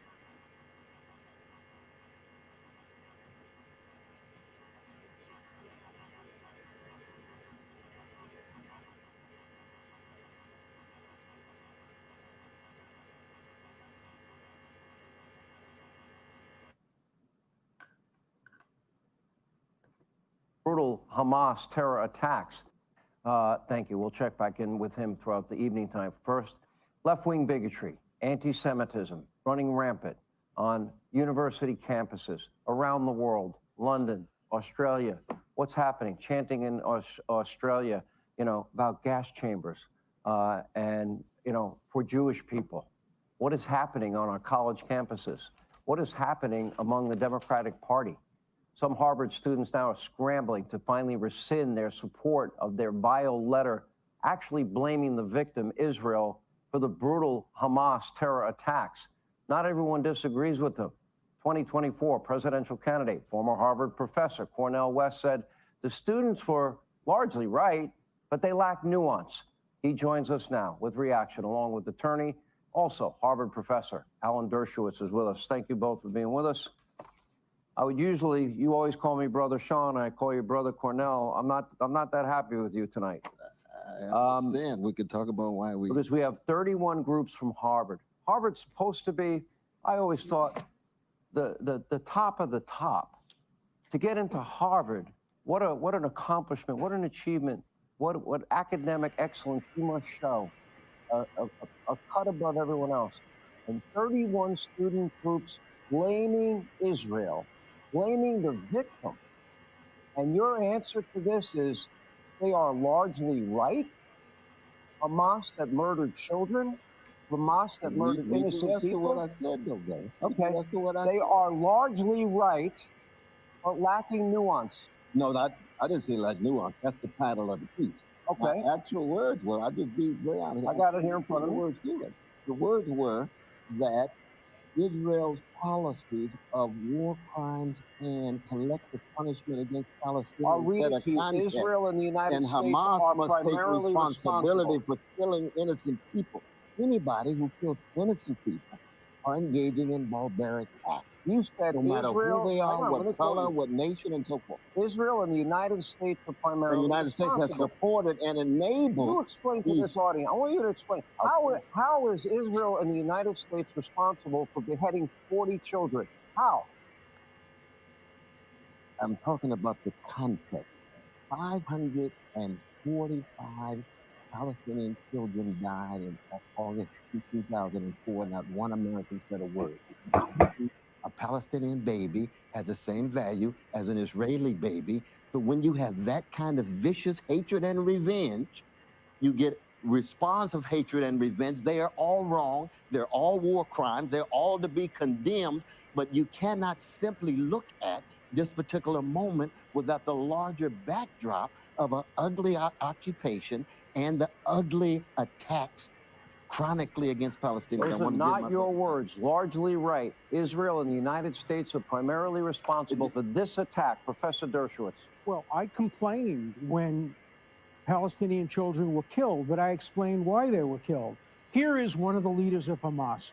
For the Palestinian people, death has become an industry. The elderly excel at this, and so do the children. This is why we have formed human shields of the women and the children. Hamas is the ones responsible for the killing of Palestinian children. Also, Hamas has a term. It's called the CNN strategy. And the CNN strategy is induce Israel into killing Palestinian children by using them as human shields. Then parade the bodies out on CNN, and you'll see what happens. People like Cornel West will engage in crocodile tears, blame it on Israel, when the entire blame is on the Palestinians, Hamas, for using their children as human shields, and then using their children as shields to permit the killing of Israeli don't accuse me. What is Hamas's charter? Yeah. I have the same outrage when Palestinian babies are killed, when Jewish babies or Israeli babies. I want you to have the same indignation when Palestinians are killed. Not when they're killed. Not when they're killed by Palestinians. When you can't make a moral comparison. When Nazi kids were killed in the bombings of Dresden, I didn't have the same comparison when Jewish kids were put in gas chambers and crematoriums. You're a professor of theology. Don't you understand the moral difference between deliberately murdering a kid and having collateral damage because there are human shields? You're running for president of the United States. What would you do? Let me ask the question. Okay. What would you do if terrorists were firing at American children in America, and the terrorists were hiding behind Palestinian children? Would you allow the killing of Americans to continue, or would you go and get the terrorists, even if it meant possibly collateral damage on Palestinians? What would you do? I'll tell you exactly what I would do. First, truth and morality tend to be two casualties in any context of war. I would want to tell the American people the truth. I would tell them what the context is, how we found ourselves in this situation. You're I not would not answering his jump for a question. What military would you do? invasion and a genocidal attack on a Genocidal attack on Gaza. No, it's not a genocidal where are they supposed attack to go? when you're where are they killing supposed to go, bro? This is like Warsaw, 1943. Where do they go? Where do they go? Yes. Let me tell you where they go. They go to the UN. UN is keeping from them. Gaza to Geneva? They go to no. The UN has places in Gaza. They go to the Rafah 11 crossing. UN people have been killed in the last few days. They go to Egypt.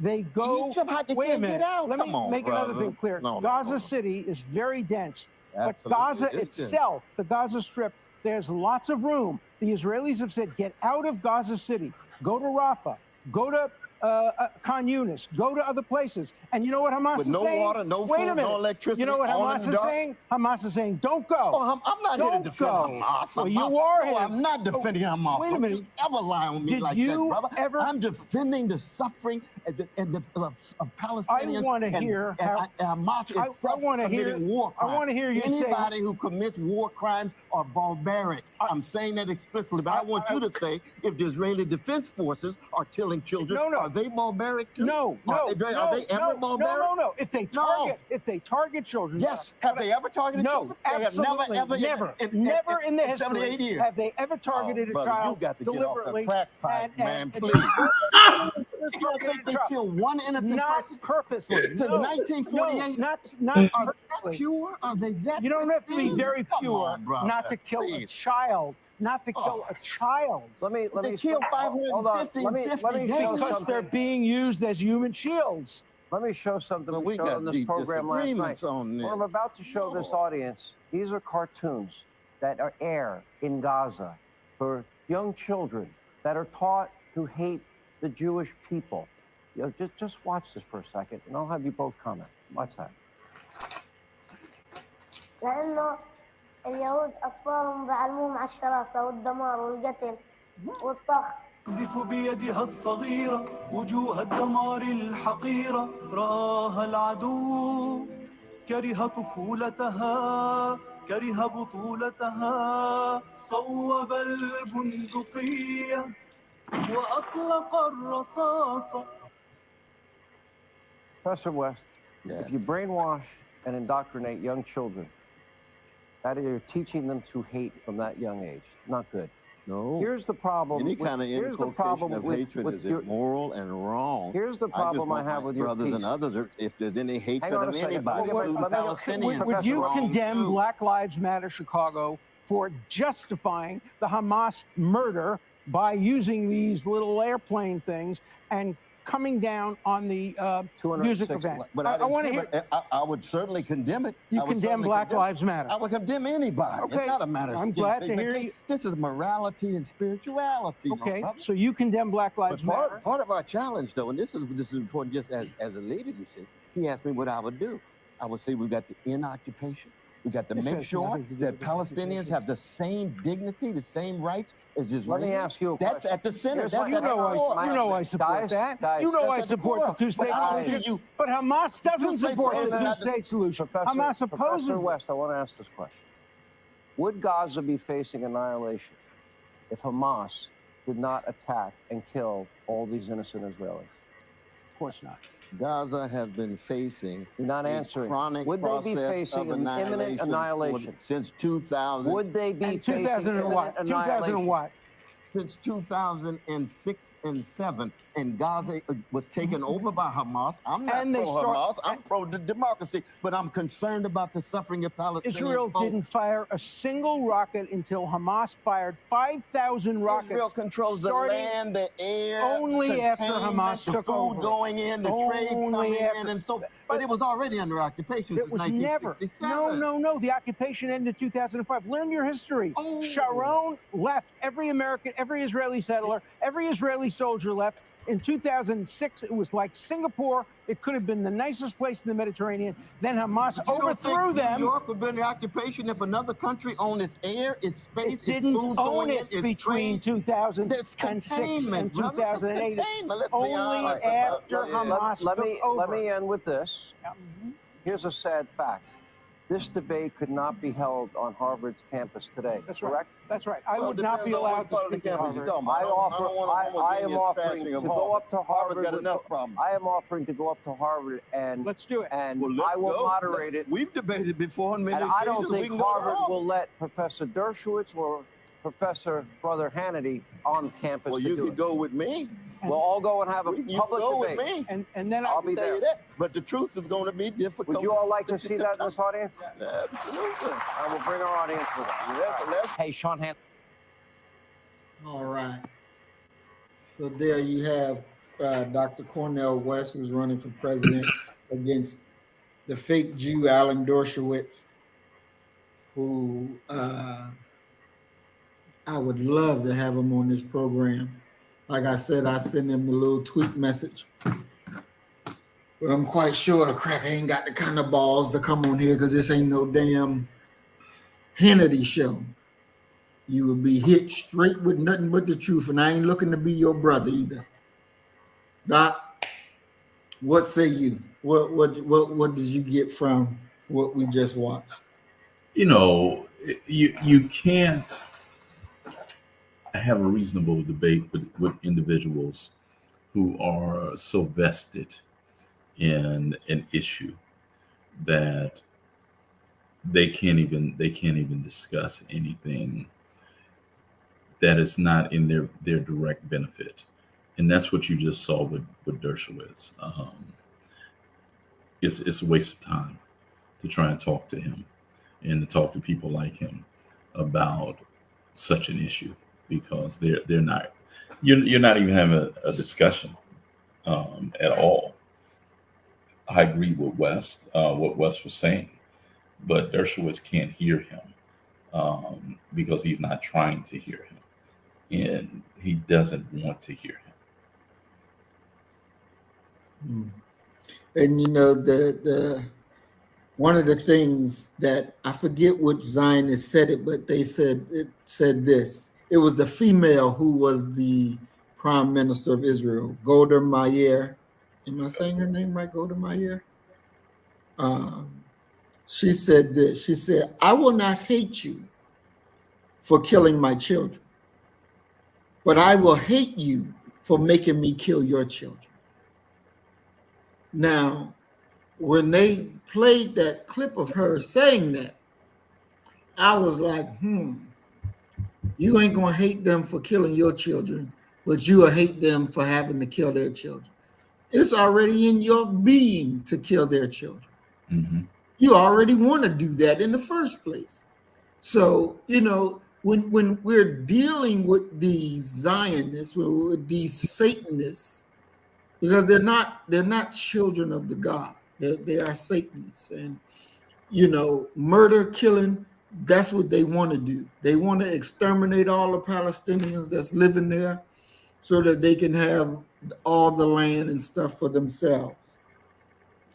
When we're having debates with them, don't take the Cornel West approach and calling them brother. They're not your brother. They're not your friend. They're not your family. They are your enemy. And you address them as such. Don't think that you got to be friendly with them. You ain't got to be friendly with them because it ain't gonna make them like you. Alan Dershowitz and Hannity don't like Cornel West. They can give less than a damn about Cornel West. And there's nothing about us that we should soften our stance and who we are and the truth that we represent. Because as Doc said, they're not gonna take it. They ain't gonna say, okay, yeah, you're right. They're gonna die thinking the way that they think. So don't try to make them your friends because they'll never be your friends. Never. Don't look for their approval. Know that you go in the water, chop their heads off. Because you want other black people to see, damn, he handled that cracker, or he handled that Jew. He spoke up and he ain't back down. So that will pump other black people, give them the thought that I can handle them just as well. Don't show fear. I wish I had the clip ready where they had what is that nigga name? Malik Zulu Shabazz going up against Geraldo. And Geraldo disrespecting him on the damn TV program. Telling him, you ain't being, won't you be a man and man up, man up, man up. Okay. I'll do it. You right. I'm just like, what in the hell? Come on.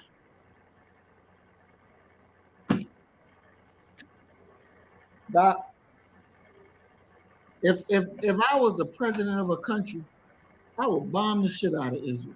Oh, God. I really would. I would bomb the shit out of their ass. Because they've earned it. They've really earned it. And that's what if I was the president of a country, I sure would. I'll bomb their ass to the Stone Age. I really would. Because that's what they've earned. That's what they've earned. And we should, as the upholders of God's will, of peace, of justice, you can't deal with an enemy. It's like some people, Doc, they say, I'm a peace person. I don't believe in war.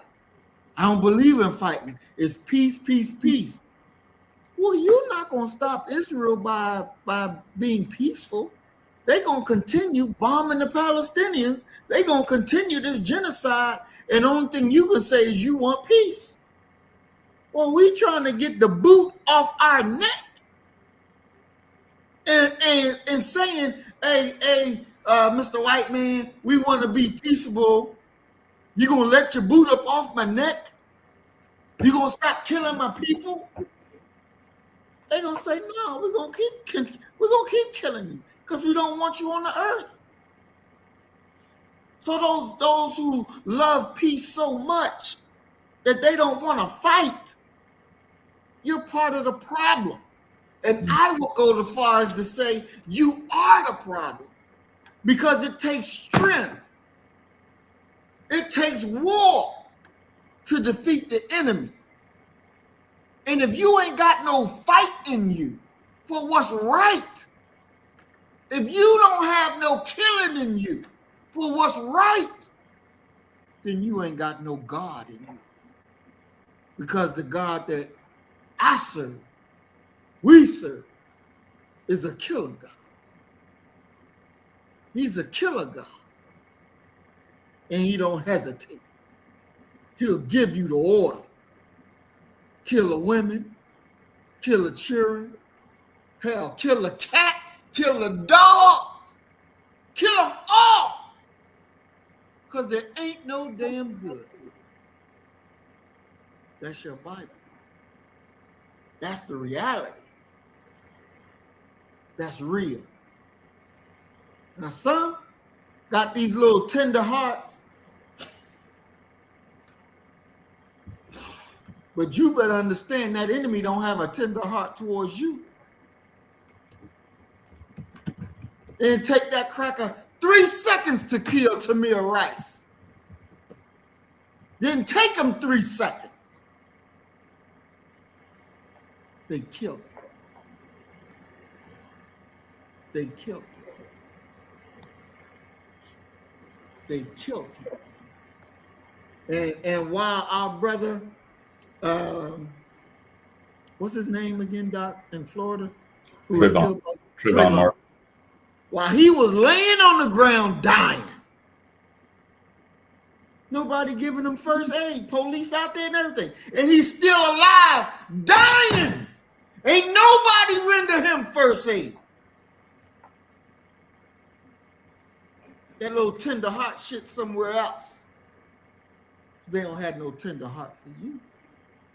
They want you dead. And you got to understand that.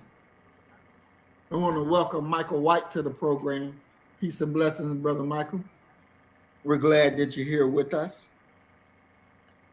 We got to understand that. Them tender hearts out of here. Doc, what say you? You know, my thing is, you just got to know who you're dealing with. And, you know, I believe it was Maya Angelou who said, when people show you who they are, believe them the first time. I don't even put the first time. I said, when people show you who they are, believe them. And stop looking for the best in them. Go off of what it is that they've shown you. So you're not going to be disappointed. You're not going to be razzled dazzled and bamboozled. And by all means, stop being afraid of them. That's just like that's like amazing. How you're just afraid of them. You're petrified of them. You know, and yet at the exact same time, you'll turn around and talk about freedom, justice, liberty, and revolution. You know, you're a coward. You know, and you're more comfortable talking behind closed doors about things that are happening to our people in public and in real time. So you ought to be ashamed of yourself.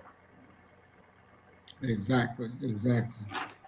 All right, Doc, we're going to go ahead and move to closing comments. And I want you to address, her name is Talib, I believe. She's the only Palestinian that is in the Congress. In Congress. Yes. And they voted to censure her because she spoke up for the Palestinians and wanted the bombing to cease, but they censored her. If you were a member of Congress and you were up at the podium to speak, what would you say? So could you address that into your closing comments? Okay. You know, once again, I've been looking forward to coming on here all day. I actually took a Friday off. I haven't been out the house all day long. And I mean, this has been great. Thinking about trying to find a way where I can just do nothing all day, every day, but wait to be around people. Towards the sister, you know, what I would say is quite simply, don't be impacted at all by their award ceremonies, by their decisions and what have you. If anything, you should take that censoring of you as applause. Because quite simply, I guarantee you that your ancestors, the ancestors of the righteous people, are having a joyous shout, a praise session, a hallelujah moment, because they have at least one daughter who is able to walk into these august white halls and speak truth to power, into hell with how it's going to be received. So I tip my hat for the courage. I tip my hat for the brilliance, for the intellect, to be able to do that, to stand in their face, in their house, and to tell them that they are wrong. We need many more who are like you, my sister. Many, many, many more. And I yield. Love you all. All right. Love you too, Doc. And, you know, that's a definite. I'm glad she's there, and I'm glad she spoke out. And I'm glad that our sister, Sister Omar, was right there with her and to speak up and to speak out.